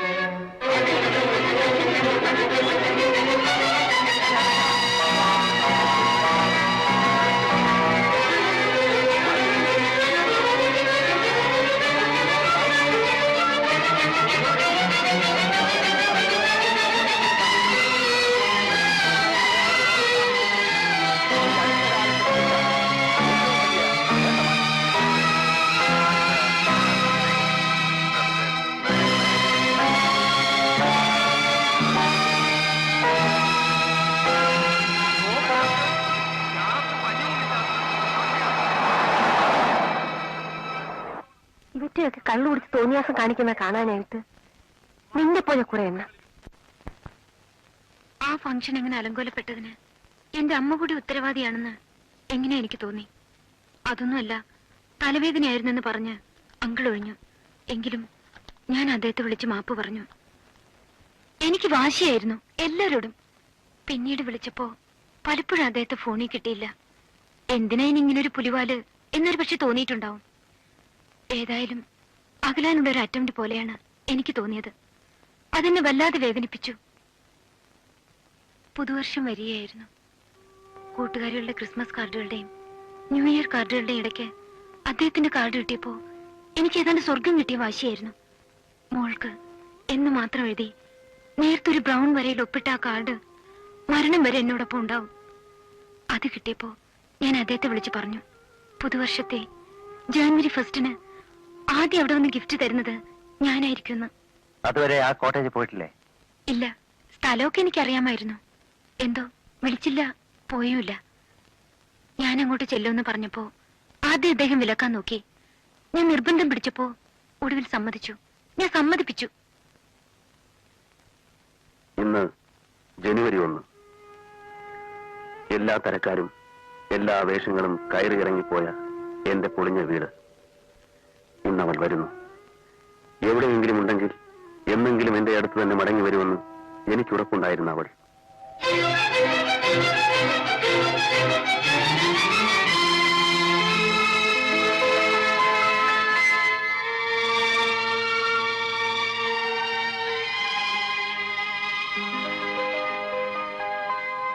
വരൂ. അപ്പോളേ ഇന്ന് ഉച്ചക്കൊരു കാലക്കാൻ ഊണ് റെഡിയാക്കണം. ഓ, പായസം, കോഴി.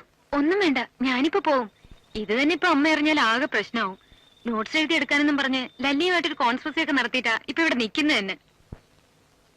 എവിടെ എനിക്ക് സമ്മാനം കൊണ്ടുവന്നു പറഞ്ഞിട്ട്? അമ്പലത്തിൽ നിന്ന് പൂജ കഴിപ്പിച്ച് വാങ്ങിച്ചതാ.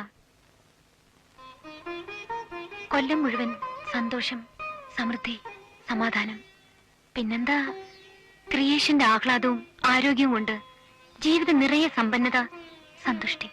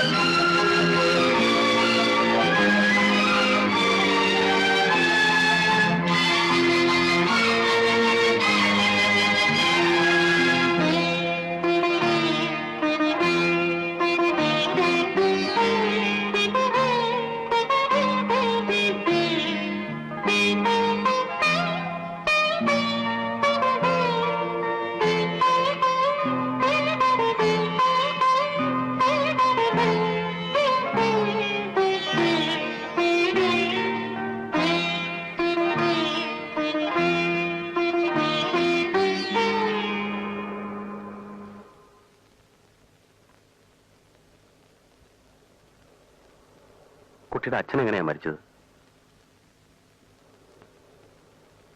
ഞാൻ ആ പറഞ്ഞത് കള്ളോ? എന്റെ അച്ഛൻ മരിക്കായിരുന്നില്ല. പിന്നെ അമ്മയ്ക്ക് പറ്റിയൊരു മണ്ടത്തരത്തിന്റെ കുട്ടിയാ ഞാൻ. ആ മനുഷ്യനെ പറ്റി ഞാൻ എന്തെങ്കിലും ചോദിക്കുന്ന എന്നെ അമ്മയ്ക്ക് ദേഷ്യമാ. ഞങ്ങൾ രണ്ടുപേരെയും ഒരുപോലെ ചതിച്ചിട്ട് പോയ അയാളെ പറ്റി അറിയണമെന്ന് എനിക്ക് യാതൊരു താല്പര്യവുമില്ല. കുട്ടി അയാളെ കണ്ടിട്ടേ ഇല്ല? ഇല്ല, ഞാൻ ജനിക്കുമ്പോഴേക്ക് അവര് തമ്മിൽ തെറ്റിക്കഴിഞ്ഞിരുന്നു. ഞാൻ കൈക്കുഞ്ഞായിരുന്നപ്പോ എന്നെ എടുത്ത് അമ്മ നൈജീരിയയിൽ ഒരു ജോലി വാങ്ങിപ്പോയി. എന്നെയും കൊണ്ട് ഈ നാട്ടിൽ ബന്ധുക്കളുടെയും പരിചയക്കാരുടെ ഇടയിൽ നിൽക്കാനുള്ള ബുദ്ധിമുട്ടുകൊണ്ടാണെന്നാ അമ്മ പറഞ്ഞത്. എനിക്ക് 8 വയസ്സുള്ളപ്പോഴാ അമ്മ വീണ്ടും മടങ്ങിയെത്തിയത്. ഏറ്റവും അടുത്ത ഫ്രണ്ട്സിനോട് പോലും ഞാൻ പറഞ്ഞിരിക്കുന്നത് അച്ഛൻ മരിച്ചുപോയെന്ന. അത് ഞാനും അമ്മയും തമ്മിലുള്ള ഒരു പ്രതിജ്ഞ. അങ്ങനെ പറയാവൂന്ന്. ആദ്യമാ ഒരാളിനോട്.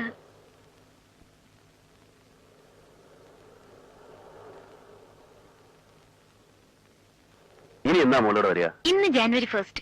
17 ദിവസം കഴിഞ്ഞ് മോളിനി ഇവിടെ വരും. എന്താന്ന്? എന്താന്ന് പറയൂ. എന്റെ ബർത്ത്ഡേ. 18-നാണോ മോളെ പറഞ്ഞാള്? ആ, അപ്പൊ തീർച്ചയായും വന്നേ പറ്റൂ.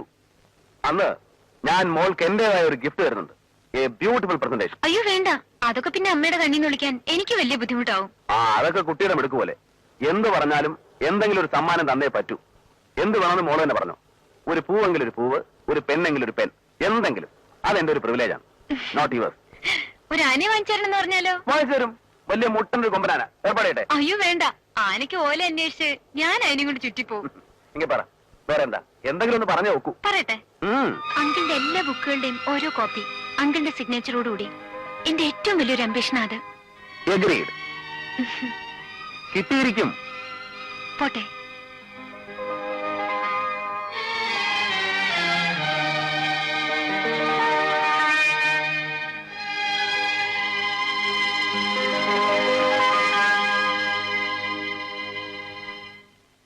പിന്നെ ഞാൻ അദ്ദേഹത്തെ കണ്ടിട്ടില്ല. എനിക്ക് തരാമെന്ന് പറഞ്ഞ് ആ പിറന്നാൾ സമ്മാനം എനിക്ക് വാങ്ങാനും കഴിഞ്ഞില്ല. അമ്മ എന്നെ വിട്ടില്ല. അന്നാണ് അദ്ദേഹം കൊല്ലപ്പെട്ടത്. എന്റെ പിറന്നാൾ ദിവസം തന്നെ അദ്ദേഹം കൊല്ലപ്പെട്ടത്.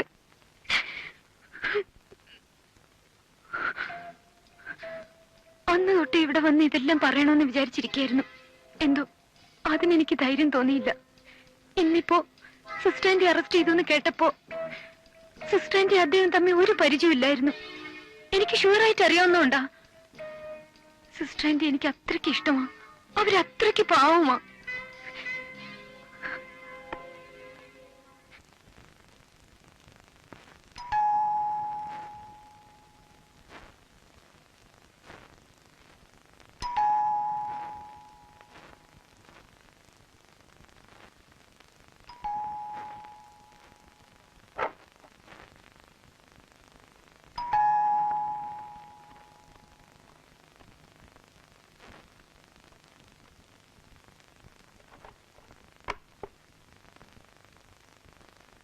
ശില്പയുടെ അമ്മയല്ലേ? അതെ. ഞാൻ അനിലിന്റെ ബ്രദറാണ്, അച്യുതൻകുട്ടി. ഇരിക്കൂ. കുട്ടി വരുന്നു, പഠിക്കൂ.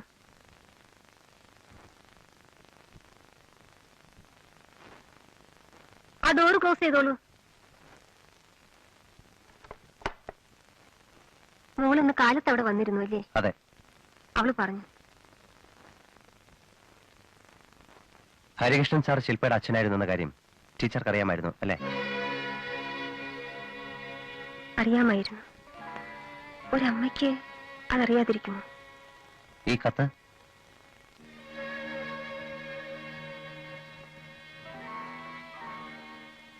ഞാൻ എഴുതിയതാണ്. ഇത് എന്റേതാണ്. ഇത് അതും എന്റേതാണ്. ഇത് രണ്ടും കൊല നടന്ന മുറിയിൽ നിന്ന് കിട്ടിയതാണ്. ഈ ഊമക്കത്ത് സാറിന്റെ മേശയ്ക്കുള്ളിൽ നിന്നും. അറിയാം. ഭഗിനി സേവാമയി എന്ന് വിളിക്കുന്ന ആ സ്ത്രീക്ക് ഈ കൊലപാതകവുമായി എങ്ങനെയാ ബന്ധം വരുന്നത്? നിങ്ങൾ ഒരാൾക്ക് തനിച്ച് ഇങ്ങനൊരു മേർഡർ ചെയ്യാനൊക്കെയില്ലെന്ന് എനിക്ക് നല്ല ഉറപ്പുണ്ട്. അതുകൊണ്ട് ചോദിച്ചാ. പാർവതിക്ക് ഇതിൽ യാതൊരു പങ്കുമില്ല. നിങ്ങൾ വെറുതെ ആ കുട്ടിയെ ഉപദ്രവിക്കുകയാണ് എന്നെനിക്ക് തോന്നുന്നില്ല. ജയിലിൽ ആ സ്ത്രീ മൗനവ്രതം തുടങ്ങിയിരിക്കുകയാണ്. ആരോടും ഒന്നും മിണ്ടുന്നില്ല. കേട്ടു. കൊല ചെയ്യുന്നതും കൊലയാളിക്ക് കൂട്ടു നിൽക്കുന്നതും അതുമായി ബന്ധപ്പെട്ട എന്തെങ്കിലും രഹസ്യം മനഃപൂർവ്വം ഒളിപ്പിച്ചു വെക്കുന്നതും എല്ലാം പണിഷബിൾ ആണ്. അറിയാം. ഈ എവിഡൻസ് മുഴുവൻ നിങ്ങളുടേതാണെന്ന് അറിഞ്ഞിട്ടും അവരെന്തുകൊണ്ടത് പുറത്തു പറയാൻ തയ്യാറാകുന്നില്ല? അതവളുടെ മനസ്സിന്റെ വലിപ്പം. നിങ്ങൾ തമ്മിലുള്ള അടുപ്പം എവിടെ തുടങ്ങുന്നു?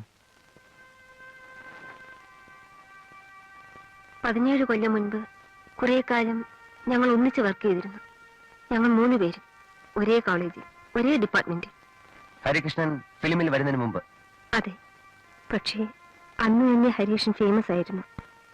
സ്റ്റാർ ലെക്ചറർ എന്നൊക്കെ വേണമെങ്കിൽ വിളിക്കാം. പെൺപിള്ളേരുടെ മുഴുവൻ ഹീറോ.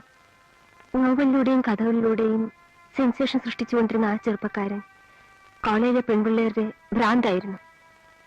ഞങ്ങൾ സ്റ്റാഫിന്റെ ഇടയിൽ ഒരു ജോക്ക് പോലും ഉണ്ടായിരുന്നു. ഹരീഷിന്റെ ക്ലാസ്സിലിരിക്കുമ്പോൾ പെൺകുട്ടികൾക്ക് ഹിസ്റ്റീരിയ ബാധിച്ച മാതിരിയാണെന്ന്. ടീച്ചറും അന്ന് തീരെ ചെറുപ്പമായിരുന്നു. ആയിരുന്നു. പക്ഷേ എനിക്ക് ആ മനുഷ്യന് വെറുപ്പായിരുന്നു. കാരണം he was a reckless womaniser those days. അന്നേ പുള്ളി ആ വിഷയത്തിൽ അതെ. കോളേജിനടുത്ത് തന്നെ ഒരു വീടെടുത്ത് ഒറ്റയ്ക്ക് താമസിക്കുകയായിരുന്നു അന്നയാൾ. എഴുതാനുള്ള പ്രൈവസിക്ക് വേണ്ടിയാണെന്ന് ഒരു എക്സ്ക്യൂസ്. പക്ഷേ ആരാധനയുടെ ഭ്രാന്ത് കയറി അടുത്തുകൂടിയ ഒരുപാട് പെൺകുട്ടികൾ അന്നവിടെ പോവാറുണ്ടെന്നുള്ളത് കോളേജിൽ പരസ്യമായ രഹസ്യമായിരുന്നു. ഒരു പെണ്ണിനെ ഉറയ്ക്കാതെ ഒരുപാട് മണ്ടിപ്പെൺപിള്ളേരെ കരയിപ്പിച്ചുകൊണ്ട്. ഒരിക്കൽ കോളേജ് ഡേക്കോ മറ്റോ സ്റ്റേജിന് പുറകിൽ വെച്ച് 2 PG സ്റ്റുഡൻസ് തമ്മിൽ തല്ലുപോലും ഉണ്ടായിട്ടുണ്ട് ഈ മനുഷ്യനെ ചൊല്ലി. 2 വർഷം ഞാനും അയാളും ഒരേ ഡിപ്പാർട്ട്മെന്റിൽ വർക്ക് ചെയ്തിട്ടും ഞങ്ങൾ തമ്മിൽ സംസാരിച്ചിരുന്നില്ല. പാർവതി ട്യൂട്ടറായിട്ട് ഡിപ്പാർട്ട്മെന്റിൽ വന്നപ്പോഴാണ് അവളാണ് എല്ലാം കുഴപ്പത്തിലാക്കിയത്. അവളല്ല, അവളുടെ സൗന്ദര്യമായിരുന്നു എല്ലാ കുഴപ്പത്തിന്റെയും റൂട്ട് കോസ്. പിന്നെ അവളുടെ ശുദ്ധതി. മണ്ടിയായിരുന്നു ആ കുട്ടി. നിങ്ങളും പാർവതിയും തമ്മിൽ ഇത്ര അടുപ്പം വരാൻ കാരണം? എനിക്ക് ആ കുട്ടിയെ നാട്ടിൽ വെച്ചേ അറിയാമായിരുന്നു. എന്റെ നാട്ടുകാരിയാണ് ആ കുട്ടി. വീട്ടുകാർ തമ്മിൽ അറിയും. റിലേഷൻഷിപ്സ് ഒന്നുമില്ല. അവൾ ഒരുപാട് പണമുള്ള അച്ഛന്റെ ഒറ്റ മോള്. എന്റെ അച്ഛനാണെങ്കിൽ ഒരു പാവം വക്കീൽ ഗുമസ്തനും. എനിക്ക് താഴെ 5 കുട്ടികൾ.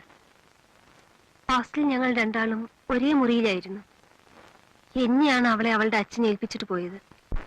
വീട്ടിൽ നിന്ന് ആദ്യം വിട്ടു നിൽക്കുന്ന പെൺകുട്ടി. ഞാൻ അവൾക്ക് ഏതാണ്ട് ഒരു ലോക്കൽ ഗാർഡിയൻ മാതിരിയായിരുന്നു. തുടക്കം മുതലേ എനിക്ക് പേടിയുണ്ടായിരുന്നു. 1-2 പ്രാവശ്യം അയാളുമായി കുറച്ച് കൂടുതൽ സ്വാതന്ത്ര്യമെടുത്ത് സംസാരിക്കാൻ അവൾ തന്നെ ഇനിഷ്യേറ്റീവ് എടുക്കുന്നത് പോലെ എനിക്ക് തോന്നി. അപ്പോഴൊക്കെ ഞാൻ അവളെ വാൺ ചെയ്തു. ഞാൻ ദേഷ്യപ്പെടുമ്പോൾ ഒരു കൊച്ചുകുട്ടിയെ പോലെ ഒന്നുമില്ല എന്ന് അവൾ കള്ളം പറഞ്ഞു. ഒരേ റൂമിൽ താമസിച്ചിട്ടും ഞാൻ അറിയാതെ അവരുടെ ബന്ധം വല്ലാത്തൊരു പ്രൊപ്പോഷനിലെത്തിയെന്ന് ഒരു ദിവസം ഞാൻ കണ്ടു.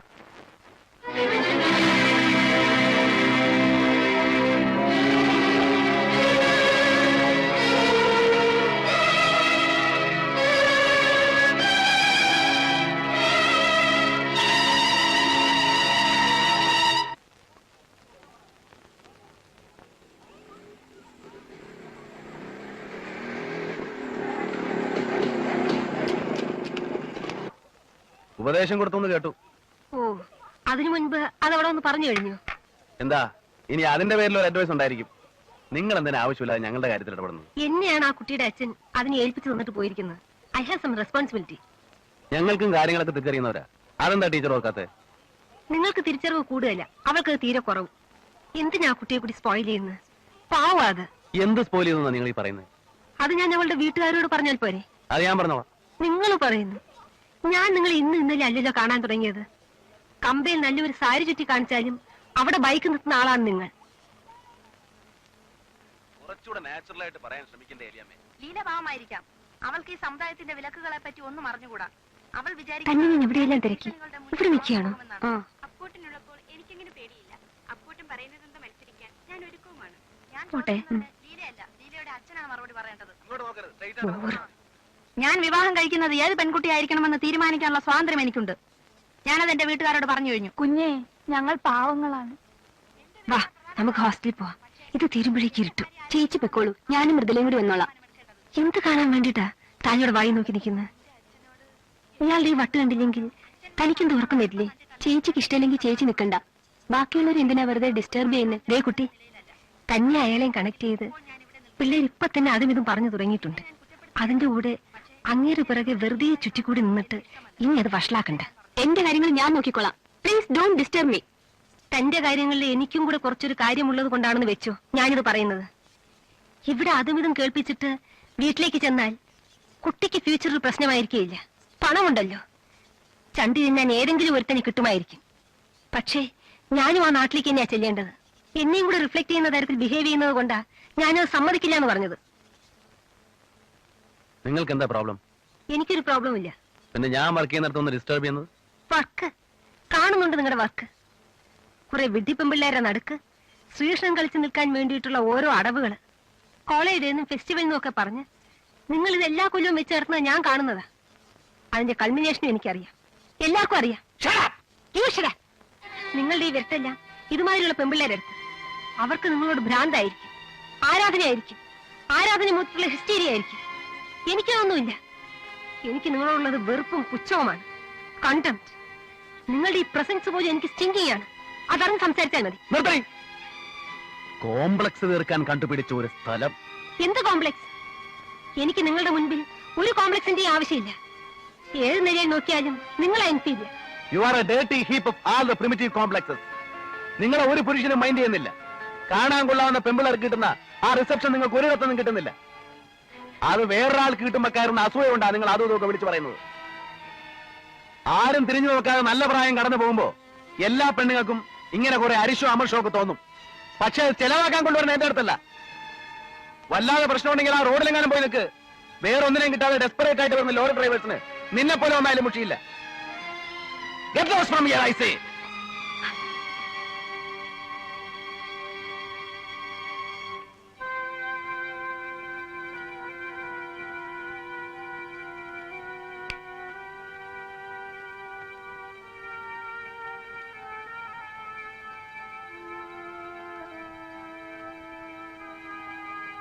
വല്ലാതെ പ്രശ്നമുണ്ടെങ്കിൽ ആ റോഡിലെങ്ങാനും പോയി നിൽക്ക്. വേറൊന്നിനെയും കിട്ടാതെ ഡെസ്പറേറ്റ് ആയിട്ട് വരുന്ന ലോറി ഡ്രൈവേഴ്സിന് നിന്നെ പോലെ ഒന്നായാലും മുഷിയില്ല. Get lost from here, I say.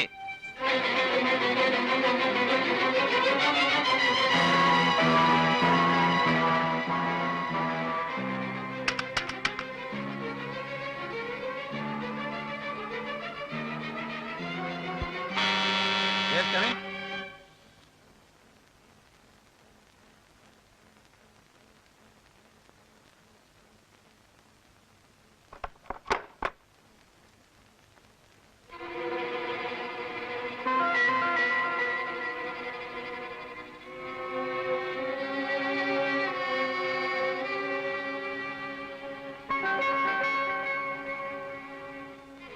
എന്താ വീണ്ടും ലോക്കൽ ഗാർഡിയൻ കളിക്കാനാണോ?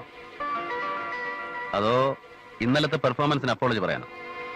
അപ്പോളജി നിങ്ങളോട്? നല്ല പെഡിഗിരി ആയിരിക്കണം. പച്ച മലയാളത്തിൽ പറഞ്ഞാൽ നല്ല തന്തക്കും തള്ളക്കും ജനിക്കണം. എങ്കിലേ അന്തസ്സായിട്ട് ബിഹേവ് ചെയ്യാൻ ഒക്കുള്ളൂ. ചെറ്റ ചുറ്റുപാടിൽ നിന്ന് വരുന്നവര് എത്ര പൊതിഞ്ഞോട് നടന്നാലും എപ്പോഴെങ്കിലും ആ ചെറ്റത്തരം പുറത്തു വരും. മാന്യമായിട്ട് പെരുമാറിയാൻ ഞാനും മാന്യനാ. മറ്റേ തരം കൊണ്ട് എന്റെ അടുത്ത് വന്നാലുണ്ടല്ലോ, ഞാൻ അതിനേക്കാൾ മറ്റവനാ.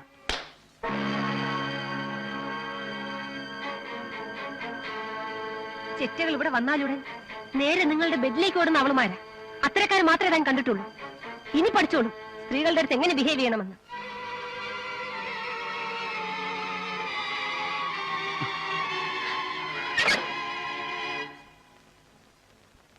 അങ്ങനെ നീ മിടുക്കിയായിട്ട് പോയാല് അത് ശരിയാകില്ല.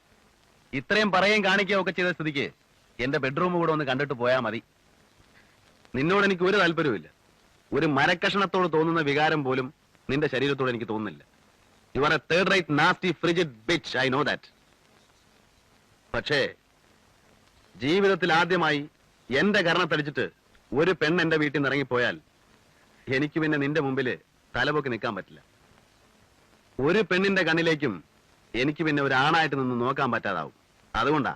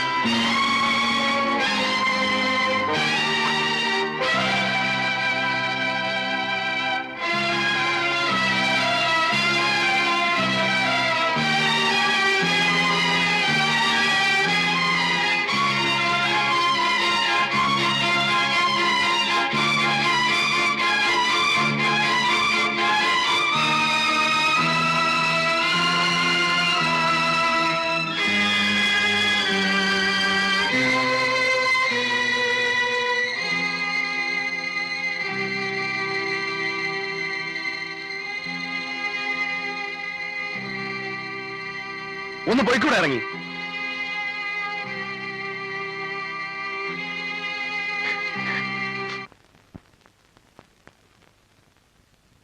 ആ ദിവസത്തോടെ എല്ലാം കലങ്ങി.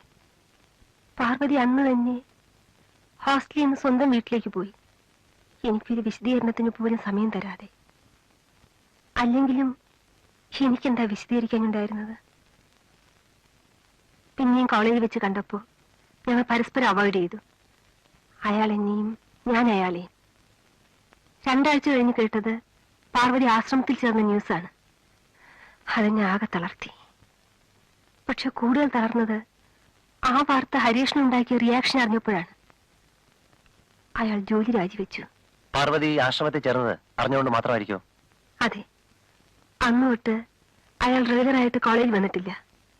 പിന്നെ സിനിമയുടെ ലോകത്തിലേക്ക് നേരെ കൂപ്പുകുത്തുകയായിരുന്നു ആ മനുഷ്യൻ. ഒരുതരം സെൽഫ് ടോർച്ചറിങ് പോലെ, അല്ലെങ്കിൽ എസ്കേപ്പ് പോലെ.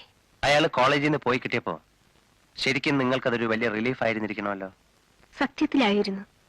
പക്ഷേ കുറച്ചു ദിവസം കൂടി കഴിഞ്ഞപ്പോ എനിക്ക് മനസ്സിലായി, എന്റെ ഉള്ളിൽ പാപത്തിന്റെ വിത്തെറിഞ്ഞിട്ടാണ് അയാൾ പോയതെന്ന്. അതറിഞ്ഞപ്പോൾ അയാളുമായി വീണ്ടും ബന്ധപ്പെടാൻ ശ്രമിച്ചില്ലേ? എന്തിന്? എനിക്ക് ആ മനുഷ്യനെ വീണ്ടും കാണുന്നതിനെ പറ്റി പോലും സങ്കല്പിക്കാൻ കഴിയുമായിരുന്നില്ല. അത്രയ്ക്ക് ഞാൻ അയാളെ വെറുത്തു കഴിഞ്ഞിരുന്നു. എന്റെ അച്ഛനൊരു പാവമായിരുന്നു, ഒരു പാവം വക്കീൽ ഗുമസ്തൻ. അമ്മയും അങ്ങനെ തന്നെ. പാപപുണ്യങ്ങൾ, ചാസ്റ്റിറ്റി, ചാരിത്ര്യം, പെണ്ണിന്റെ ശുദ്ധി, മദർഹുഡ്, വിവാഹം, ഇതിനെപ്പറ്റിയൊക്കെ ഒരു പ്രത്യേക കാഴ്ചപ്പാട് തന്നാണ് അവരെന്നെ വളർത്തിക്കൊണ്ടുവന്നത്. എന്റെ ഉള്ളിൽ വളരുന്ന കുഞ്ഞിനെ അബോർട്ട് ചെയ്തിട്ട് വേറൊരു പുരുഷന്റെ ഭാര്യയായി ജീവിക്കുന്നതിനെ പറ്റിയൊക്കെ എനിക്ക് സങ്കല്പിക്കാൻ കൂടി കഴിയുമായിരുന്നില്ല. അതിനേക്കാൾ ഞാൻ പ്രിഫർ ചെയ്തത് ഭർത്താവില്ലാത്ത അമ്മയായി കഴിയാനാണ്. ആരും ഒന്നും അറിയാതെ അക്കൊല്ലം കോളേജ് അടച്ചു. റീഓപ്പണിംഗ് ആയപ്പോൾ ഞാൻ മടപ്പള്ളിക്ക് ട്രാൻസ്ഫർ വാങ്ങിപ്പോയി. ഇല്ലാത്ത ഭർത്താവിനെ പറ്റി ഞാനിവിടെ ഒരു കള്ളക്കഥ പറഞ്ഞു. ശില്പ വളരാൻ തുടങ്ങിയതോടെ ചുറ്റുമുള്ളവരുടെ സംശയമുറ്റിയ നോട്ടങ്ങളിൽ നിന്നും അന്വേഷണങ്ങളിൽ നിന്നും ഓടി ഒളിക്കാൻ വേണ്ടി ഞാൻ നൈജീരിയയിൽ ഒരു ടീച്ചിങ് അസൈൻമെന്റ് വാങ്ങി അങ്ങോട്ട് പോയി. ഒരു ലോങ് ലീവ്. പിന്നെ തിരിച്ചു പോരുന്നത്? മോൾക്ക് 8 വയസ്സായപ്പോൾ. അങ്ങനെ തിരിച്ചു വരാൻ തീരുമാനിച്ചത് എല്ലാവരും എല്ലാം മറന്നു എന്ന് വിചാരിച്ചിട്ടാണോ? അതെ. വന്നിട്ട് ആദ്യം ചെയ്തത് ആശ്രമത്തിൽ പോയി പാർവതിയെ കാണുകയായിരുന്നു. എല്ലാം പറഞ്ഞ് മാപ്പ് ചോദിക്കാൻ.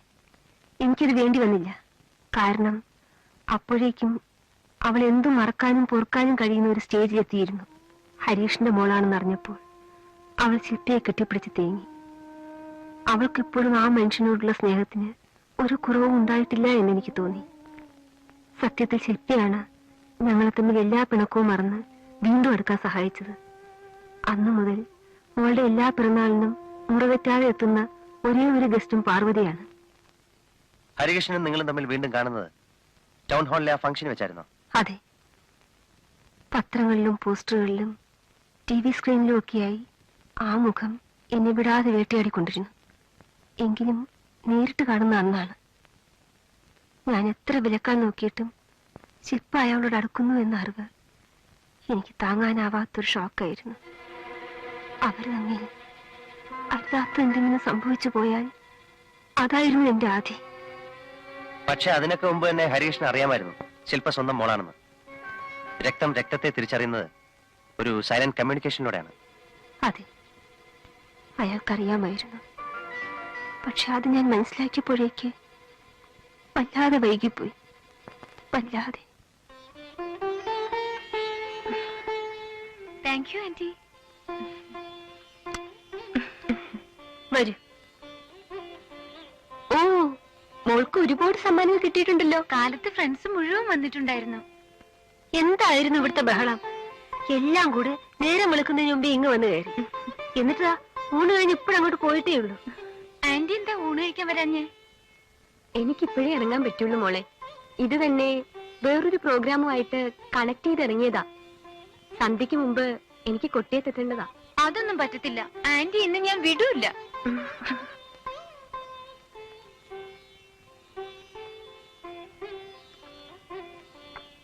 ഈ നേരത്ത് എങ്ങോട്ടാ? ഞാൻ ഇപ്പൊ ഇങ്ങി വരാമേ. ഒന്നിതാ പുറത്തു പോയിട്ട് വരാം.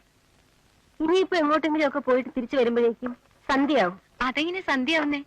ഞാനൊരു അരമണിക്കൂറിനുള്ളിൽ 5 അല്ലെങ്കിൽ 5:30 മുമ്പ് ഇങ്ങെത്തും. എങ്ങോട്ടാ ഇത്ര അർജന്റ് ആയിട്ട്? ലല്ലിയുടെ വീട് വരെ. ലല്ലി ഇന്ന് ഉച്ചവരെ ഇവിടെ ഉണ്ടായിരുന്നല്ലോ. ഉണ്ടായിരുന്നു.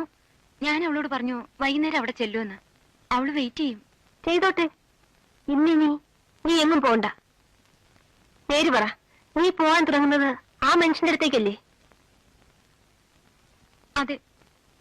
എന്താ ഇത്ര അത്യാവശ്യം? ഞാനിന്ന് അവിടെ ചെല്ലുമെന്ന് പറഞ്ഞിട്ടുണ്ട്. എനിക്കുള്ള ബർത്ത്ഡേ ഗിഫ്റ്റുമായിട്ട് അദ്ദേഹം അവിടെ കാത്തിരിക്കും. ആ ഗിഫ്റ്റ് നീ വാങ്ങണ്ട. വാങ്ങും. 100 പ്രോഗ്രാംസുള്ള ക്യാൻസൽ ചെയ്തിട്ടാണ് അങ്കിൾ അവിടെ എന്നെയും വെയിറ്റ് ചെയ്തിരിക്കുന്നത്. അവിടെ ചെന്ന് ഗിഫ്റ്റും വാങ്ങി ഞാൻ അപ്പൊ തന്നെ ഇങ്ങ് തിരിച്ചു പോരാം. വേണമെങ്കിൽ അമ്മയും കൂടി ഒപ്പം പോന്നുള്ളൂ. ചെല്ലാതിരിക്കാൻ പറ്റില്ല. ഞാൻ പറഞ്ഞിട്ടുള്ളതാ. ശിപ്പ, നില്ലവിടെ. എടി, നിൽക്കാൻ. എന്നെ വിടൂ.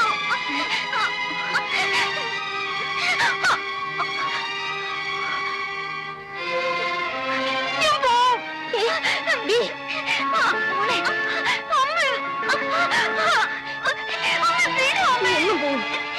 വാ ഇവിടെ. ചേച്ചി വരൂ. മാറി. നീ എങ്ങും പോവും.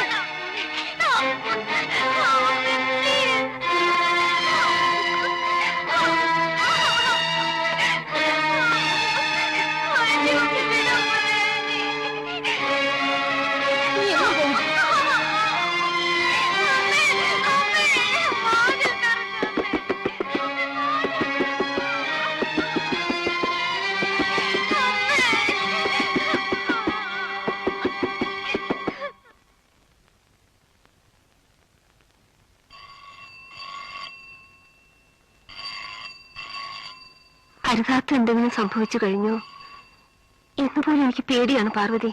ശേ, അങ്ങനെയൊന്നും ഉണ്ടാവില്ല. ഒരു പ്രാവശ്യം അവൾ അയാളുടെ സ്ഥലത്ത് പോയിട്ടുണ്ട്. ആ, അവളും വാശിക്കാരിയാ. എന്റെ ലൈഫ് നശിപ്പിച്ച മനുഷ്യൻ എന്റെ മോളുടെയും ലൈഫ് കശക്കിയെറിയാൻ തുടങ്ങുകയെന്ന് പറഞ്ഞാൽ എല്ലാം മോളോട് പറഞ്ഞാലോ? പറയരുത്. പറഞ്ഞാൽ അതവളുടെ ജീവിതം തകർക്കും. ഇപ്പോഴവൾക്ക് ചൂണ്ടിക്കാണിക്കാൻ ഒരു അച്ഛനില്ലെന്നേ ഉള്ളൂ. ജന്മം കൊടുത്തിട്ട് ഓടിപ്പോയ ഒരച്ഛൻ. അവൾ ആ വിശ്വാസവുമായി പൊരുത്തപ്പെട്ട് കഴിഞ്ഞിട്ടുണ്ട്. അതങ്ങനെ നിന്നോട്ടെ.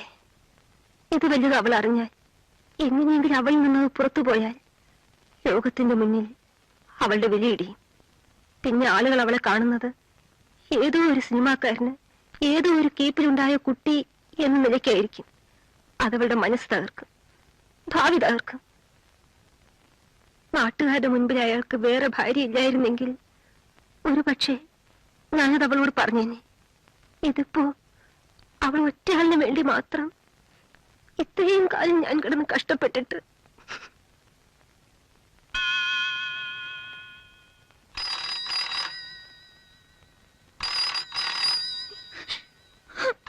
വാതിൽ തുറക്കും. ഞാൻ ഫോണെങ്കിലും ഒന്ന് അറ്റൻഡ് ചെയ്യട്ടെ. അമ്മ പ്ലീസ്.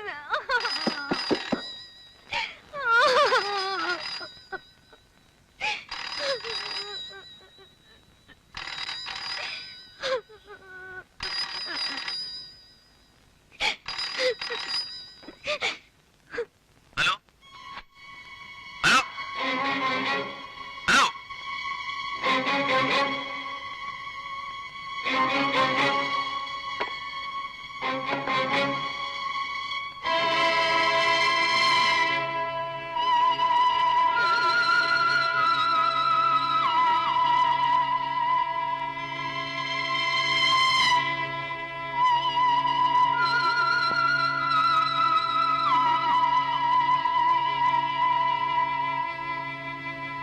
ഇല്ല, വൈകില്ല.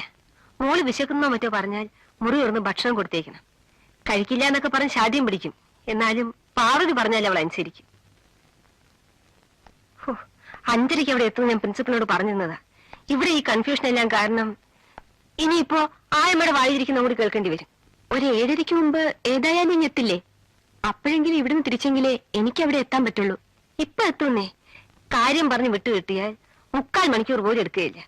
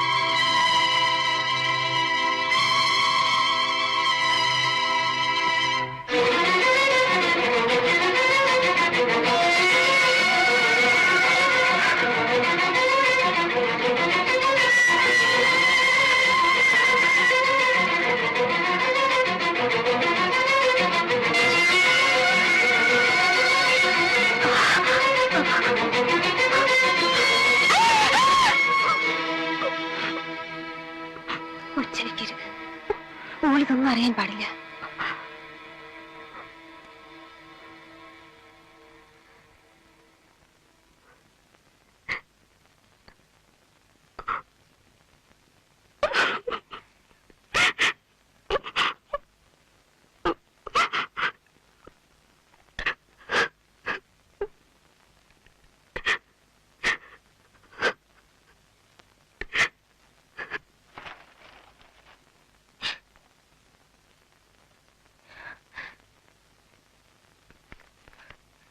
മോൾക്ക് മോള് വെറുക്കുന്ന മോളുടെ അച്ഛൻ.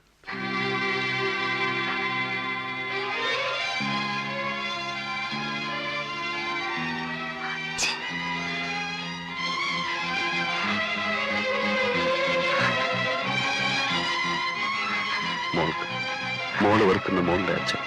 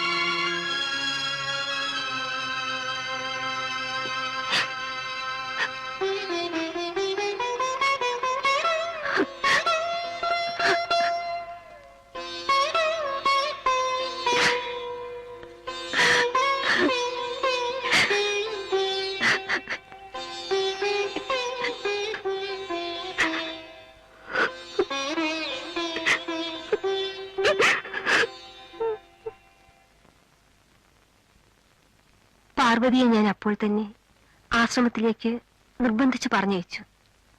അവൾ ആ രാത്രി അവിടെ നിന്നാൽ അത് അവൾക്ക് തന്നെ കൂടുതൽ കുഴപ്പങ്ങൾ ഉണ്ടാക്കുമെന്ന് എനിക്ക് തോന്നി. മോള് കാണാതെ ആ ബുക്കുകളും ബാക്കി വന്ന ഒറ്റച്ചെപ്പലും ആ രാത്രി തന്നെ ഞാൻ കത്തിച്ചു കളഞ്ഞു. അന്ന് മോളോട് ചെല്ലാൻ പറഞ്ഞത് ആ ഗിഫ്റ്റ് കൊടുക്കാനാണെന്ന് അറിഞ്ഞപ്പോൾ മോളുടെ അച്ഛനാണ് ഞാൻ എന്ന് തുറന്നു പറയാനായിരുന്നെന്ന് മനസ്സിലായപ്പോൾ വീണ്ടും ഞാൻ അയാളുടെ മുൻപിൽ തോറ്റു. പിറ്റേന്ന് കാലത്ത് പത്രം കണ്ട് മോള് ഭ്രാന്തിയെപ്പോലെ അലമുറയിട്ട് കരഞ്ഞപ്പോൾ അവളെ സമാധാനിപ്പിക്കാൻ എനിക്ക് വല്ലാതെ പാടുപെടേണ്ടി വന്നു. അപ്പോൾ എനിക്ക് അവളോട് ശരിക്കും പാവം തോന്നി. ഭാഗ്യം കിട്ട കുട്ടി. നിങ്ങൾ പോകുമ്പോ ആ കത്തെടുത്തത് എന്തിനാണെന്ന് എനിക്കറിയില്ല. അപ്പോഴത്തെ എന്റെ മാനസികാവസ്ഥ എങ്ങനെയായിരുന്നു എന്ന് എനിക്കിപ്പോൾ തിരിച്ചെടുത്ത് ഓർക്കാൻ പോലും പറ്റുന്നില്ല. ഒരു പക്ഷേ കൊല്ലാൻ വേണ്ടി തന്നെ ആയിരിക്കണം എന്ന് കൂട്ടിക്കൊള്ളൂ. ഒരു ഭ്രാന്തൻ മൃഗത്തെ കൊല്ലുന്നത് പോലെ അയാളെ കുത്തി കുത്തി കൊല്ലാനുള്ള വെറുപ്പും വൈരാഗ്യവും സംഭരിച്ചുകൊണ്ടാണ് അന്ന് ഞാൻ അവിടെ ചെന്ന് കയറിയത്. പക്ഷേ ഞാൻ ചെല്ലുന്നതിന് മുൻപേ മറ്റാരോ എന്നേക്കാൾ മുൻപേ. സപ്പോസ് ആദ്യം നിങ്ങളാണ് അവിടെ എത്തിയെന്ന് വിചാരിക്കുക. ചെന്ന് കയറിയ വഴിക്ക് മോൾക്കുള്ള അച്ഛന്റെ ആ സമ്മാനപ്പൊതി കണ്ടെന്നും വെക്കുക. എന്തായിരിക്കും ഉണ്ടാവുക? ഐ മീൻ, അച്ഛനും മോളും മോളുടെ അമ്മയൊക്കെ തമ്മിലുള്ള ഒരു റീയൂണിയനായി അത് കലാശിക്കുമായിരുന്നു എന്ന് തോന്നുന്നുണ്ടോ? അങ്ങനെ ആവുമായിരുന്നെങ്കിൽ എങ്ങനെയാവുമായിരുന്നു എന്ന് ചോദിക്കുന്നതിൽ എന്തെങ്കിലും അർത്ഥമുണ്ടോ?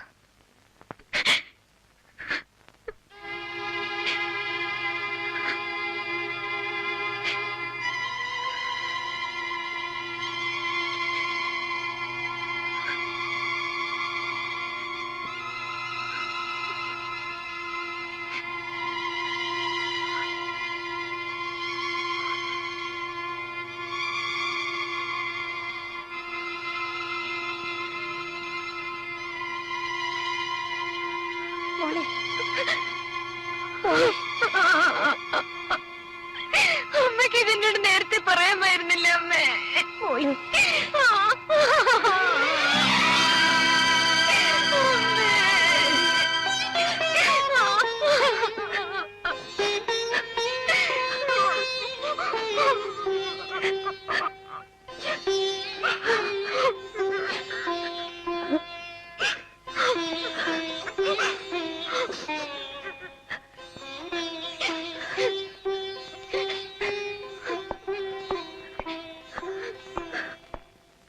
അവർ പറയുന്നത് പൂർണ്ണമായിട്ട് വിശ്വസിക്കാൻ പറ്റുന്നില്ല.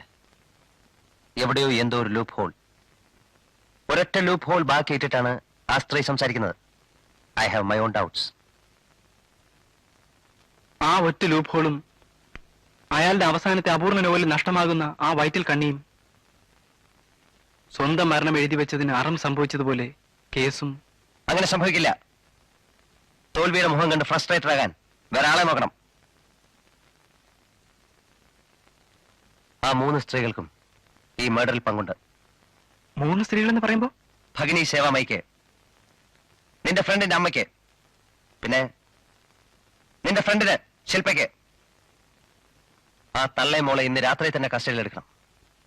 പോലീസ് സ്റ്റേഷനിൽ വന്നാൽ മാത്രം മുഴുവൻ നേരും പറയുന്ന നിങ്ങൾ അത് രണ്ടും. ചേട്ടാ, ശില്പ അവളെ എനിക്ക് ഒന്നുകൂടെ ക്വസ്റ്റ്യൻ ചെയ്യണം. അമ്മ ഒളിച്ചു വെക്കാൻ ശ്രമിക്കുന്ന ആ ഒരു ക്രൂഷ്യൽ പോയിന്റ് ചിലപ്പോ ആ പെണ്ണിന്റെ കയ്യിൽ നിന്ന് എനിക്ക് പോയിച്ചെടുക്കാൻ സാധിച്ചേക്കും. ആ സ്ത്രീ ഡീപ്പാണ്. എല്ലാ എവിഡൻസും എതിരാണെന്ന് അറിഞ്ഞിട്ടും അവരിപ്പോഴും ഒരു തുരുമ്പി പിടിച്ച് രക്ഷപ്പെടാനുള്ള ശ്രമത്തിലാണ്. ഇപ്പൊ പറഞ്ഞതിൽ നിന്ന് മാറി വേറൊന്ന് പറയാൻ കൂട്ടാക്കുന്ന ടൈപ്പ് അല്ല അവര്. മോള് കൊച്ചുവണ്ണല്ലേ?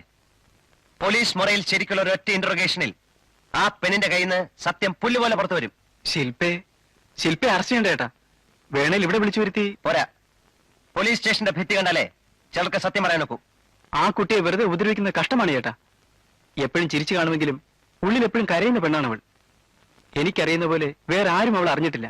നീ പറയുന്നത് നിന്റെ സെന്റിമെന്റ്സ്, എനിക്കത് കാണാൻ സാധിക്കില്ല. ഇപ്പൊ ഈ സ്റ്റേജില് ഭഗിനി സേവാമായി കസ്റ്റഡിയിലായെന്ന് കണ്ടപ്പോ അവരിൽ നിന്നെങ്ങാനും സത്യം ലീക്ക് ചെയ്താലോ എന്ന് ഭയന്ന് ഡീറ്റെയിൽഡ് ആയിട്ട് ആലോചിച്ചുറച്ച 2 വേറെ വേറെ കഥകൾ പറഞ്ഞ് എന്നെ വഴിതെറ്റിക്കാനുള്ള ശ്രമത്തിലാണ് ആ സ്ത്രീയും മോളും. അത് നടക്കില്ല. ചേട്ടാ പ്ലീസ്, ദയവ് ചെയ്ത് ആ കുട്ടിയെ ലോക്കപ്പിലിടരുത്. ഒരൊറ്റ രാത്രി പോലീസുകാരുടെ കസ്റ്റഡിയിൽ ഏൽപ്പിച്ചു കൊടുത്താൽ ആ കുട്ടിയുടെ ലൈഫ് അതോടെ സ്പോയിൽഡ് ആകും. അവൾ അതിന് തക്കവണ്ണം ആരോടും ഒരു തെറ്റും ചെയ്തിട്ടില്ല. Let me tell you something. നീ നിന്റെ കാര്യം മാത്രം നോക്കിയാൽ മതി. This none of your business. ചേട്ടാ പ്ലീസ്.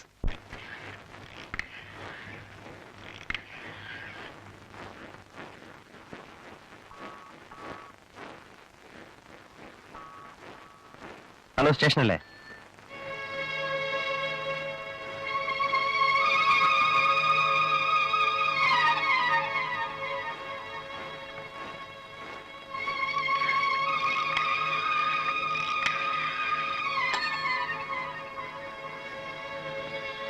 അനി, ശില്പയെ അറസ്റ്റ് ചെയ്യാൻ വേണ്ടിയിട്ട് ചേട്ടൻ സ്റ്റേഷനിൽ വിളിക്കണ്ട. ആ മനുഷ്യന്റെ മരണത്തിന് കാരണം ഞാനാണ്.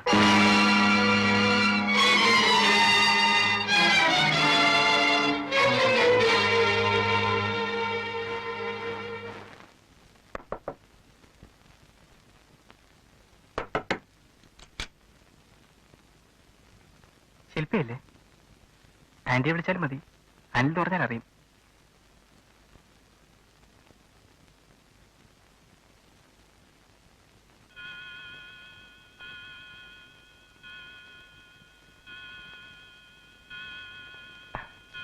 ശില്പ ഇവിടെ ഇല്ല. ഇതുവരെ എത്തിയില്ലേ? പുറത്തു പോകുന്ന എന്നോട് പറഞ്ഞിരുന്നു. പക്ഷെ 5:30 ഷുവറായിട്ട് തിരിച്ചെത്തുന്ന. ഇവിടെ ഇപ്പോഴില്ലാന്ന് പറഞ്ഞില്ലേ? ഉടനെ വരില്ലേ? എനിക്കറിയില്ല. അവളുടെ പ്രോഗ്രാംസ് ഒക്കെ എന്നേക്കാൾ നന്നായിട്ട് ഈടെ നിങ്ങളെപ്പോലുള്ളമാർക്കല്ലേ അറിയുന്നത്. എന്നോട് പറഞ്ഞതനുസരിച്ചാണെങ്കിൽ ആ കുട്ടി ഇപ്പോഴേക്ക് മടങ്ങിയെത്തണം. വരുന്നവരെ ഞാൻ വെയിറ്റ് ചെയ്യാം. വേണ്ട, എനിക്ക് എന്റെ ചില ഗറ്റ്സ് വരാനുണ്ട്. അതിന് ഞാനിവിടെ ഇരുന്നു വെച്ച്. എനിക്കിത് ഇഷ്ടമല്ലാന്ന് പറഞ്ഞില്ലേ?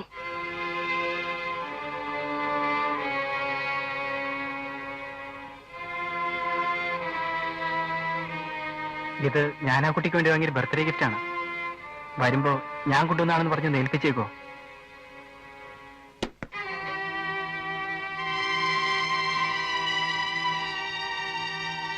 സിനിമാക്കാരന്റെ ഗിഫ്റ്റ് ആകുമ്പോ അതുപോലെ കോസ്റ്റ്ലി ഗിഫ്റ്റ് ആയിരിക്കും അല്ലേ? അത് വാങ്ങിയിട്ട് മോള് തിരിച്ചു വരാൻ സ്വല്പം വൈകിയാലും നിങ്ങൾക്ക് അതൊരു പ്രശ്നമല്ലാന്ന് മനസ്സിലായി. മറ്റുള്ളവരെ അറിയുന്നതാ പ്രശ്നം. എന്നോട് ആ കുട്ടി പറഞ്ഞിരുന്നു അവളിന്ന് വൈകിട്ട് അയാളുടെ അടുത്ത് പോകുമെന്ന്. പോകരുന്ന് ഞാൻ പറഞ്ഞതാണ്. പക്ഷെ എങ്ങനെ പോകാതിരിക്കും? അമ്മ തന്നെ നിർബന്ധിച്ച് പറഞ്ഞയക്കുകയാണെന്ന് ഇപ്പോഴേ അറിഞ്ഞത്. മോളെ ഒരു കാശുകാരൻ ഒറ്റയ്ക്കിരിക്കുന്ന കോട്ടേജിലേക്ക് പറഞ്ഞയച്ചിട്ട് നാളെ പറയുന്നു വരാൻ ഇരുട്ടുമെന്ന്. 1000ന്റെ കെട്ടുകളും കൊണ്ട് മോള് തിരിച്ചു വന്നാൽ പ്രൊഫസർക്കായാലും പുളിക്കില്ലെന്ന് മനസ്സിലായി. ഷൗട്ട് ചെയ്യരുത്. പോളില്ല, ഇറങ്ങി പോകാനാ പറഞ്ഞത്. നല്ല കാശുണ്ടാക്കാം. പെണ്ണിന് പ്രായമേ വരുന്നല്ലേ ഉള്ളൂ. I say you get out.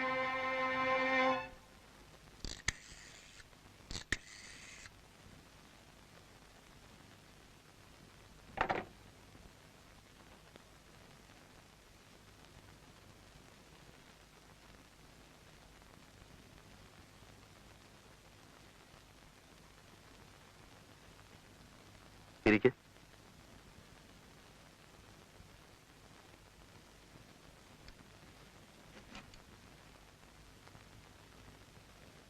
മനസ്സിലായില്ല.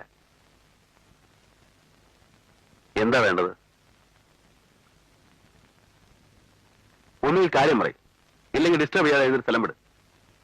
ഞാനിവിടെ ഇരിക്കുന്നത് നിങ്ങൾക്കൊരു ഡിസ്റ്റർബൻസ് ആണെന്ന് എനിക്കറിയാം.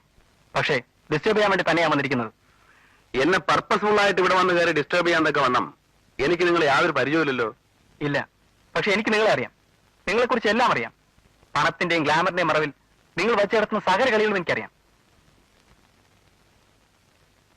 എഴുന്നേക്ക്. ഇറങ്ങാ വെളിയില്. എന്തെങ്കിലും പറയാനുണ്ടെങ്കിൽ ജാട കാണിക്കാതെ പറഞ്ഞു തൊളിച്ചിട്ട് പോ. അതല്ല കണ്ണി കണ്ട ഗുളിയോ പൊടിയോ ഒക്കെ അടിച്ച് കയറ്റിയിട്ട് ഷൈൻ ചെയ്ത് കളയാമെന്ന് വിചാരിച്ചു വന്ന് കയറിയതാണെങ്കിൽ കഴുത്തിന് പിടിച്ച് ഞാൻ പുറത്താക്കും. നിങ്ങളുടെ മുമ്പ് ഷൈൻ ചെയ്തിട്ട് എനിക്ക് പുല്ലും കിട്ടാനില്ല. ഇല്ലല്ലോ. ഇല്ല, ഞാൻ വന്നത് നിങ്ങളുടെ ബെഡ്റൂമിൽ കൊണ്ടിട്ടിരിക്കുന്ന ആ പെൺകുട്ടിയെ കാണാനാണ്. എനിക്ക് അവളോട് 2 വാക്ക് ചോദിക്കാനുണ്ട്. അത് ചോദിച്ചിട്ട് ഞാൻ ഇവിടുന്ന് പോവുള്ളൂ. ബെഡ്റൂമിൽ കൊണ്ടിട്ടിരിക്കുന്ന പെൺകുട്ടിയോ? ഇവിടെ അങ്ങനൊന്നുമില്ല. അതുണ്ടോ ഇല്ലയോ എന്നുള്ളത് ഞാൻ കയറി കണ്ടുപിടിച്ചോളാം. റൂമിനുള്ളിലെ കയറരുത്. കയറും. ഇല്ല, ഇത് എന്റെ സ്ഥലമാണ്, എന്റെ വീടാണ്. എന്റെ പെർമിഷനില്ലാതെ ഒരുത്തരം ഇതിനകത്ത് കാലെടുത്ത് വെക്കില്ല. വെക്കും, അല്ലെങ്കിൽ നിങ്ങൾ തന്നെ അവിടെ പുറത്തോട്ട് വിളിച്ചിറക്കിത്താ. ബാക്കി കാര്യങ്ങൾ ഞാൻ നോക്കിക്കോളാം. നാണമുണ്ടോ പക്ഷെ നിൽക്ക്. മോളാകാൻ പ്രായമുള്ളൊരു പെണ്ണിനെ ഇറങ്ങി പോ പട്ടി.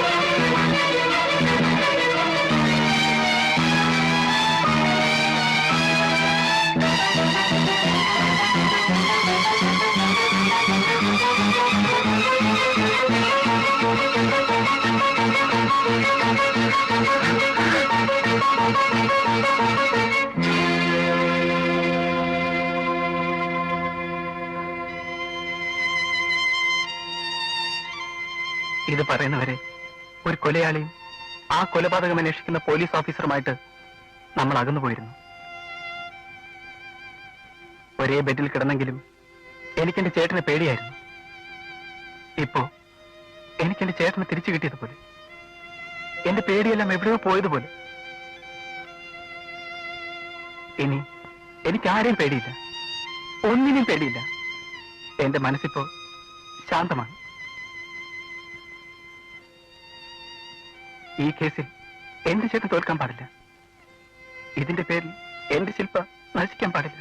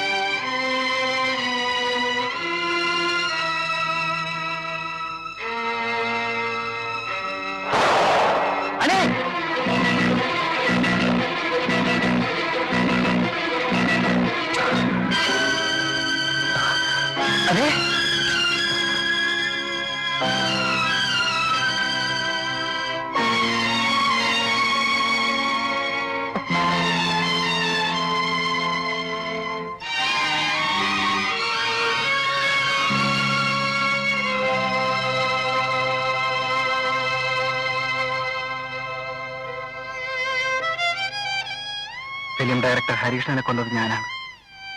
ഞാൻ മാത്രമാണ്. മറ്റാർക്കും അതിലൊരു പങ്കുമില്ല. ഞാൻ ജീവിതം കൊടുക്കുന്നത് എന്റെ ചേട്ടൻ ഉൾപ്പെടെ ഞാൻ ഇഷ്ടപ്പെടുന്ന 1-2 പേർക്ക് ഉണ്ടാകാനിടയുള്ള ബുദ്ധിമുട്ടുകൾ ഒഴിവാക്കാനാണ്. ഇത് വായിച്ചു കഴിഞ്ഞപ്പോ എന്റെ ഇപ്പോഴത്തെ പേടിയതല്ല. സ്വന്തം മരണം എഴുതി വെച്ചത് അങ്ങേർക്ക് അറിയാൻ പറ്റിയതുപോലെ കേസും ബുക്കിലെ പോലെ വയറ്റിൽ ക്ലൂ ഇല്ലാതെ കലാശിക്കുമെന്ന്. ഇനി അവിടെ അറിയാൻ പറ്റിയല്ലോ.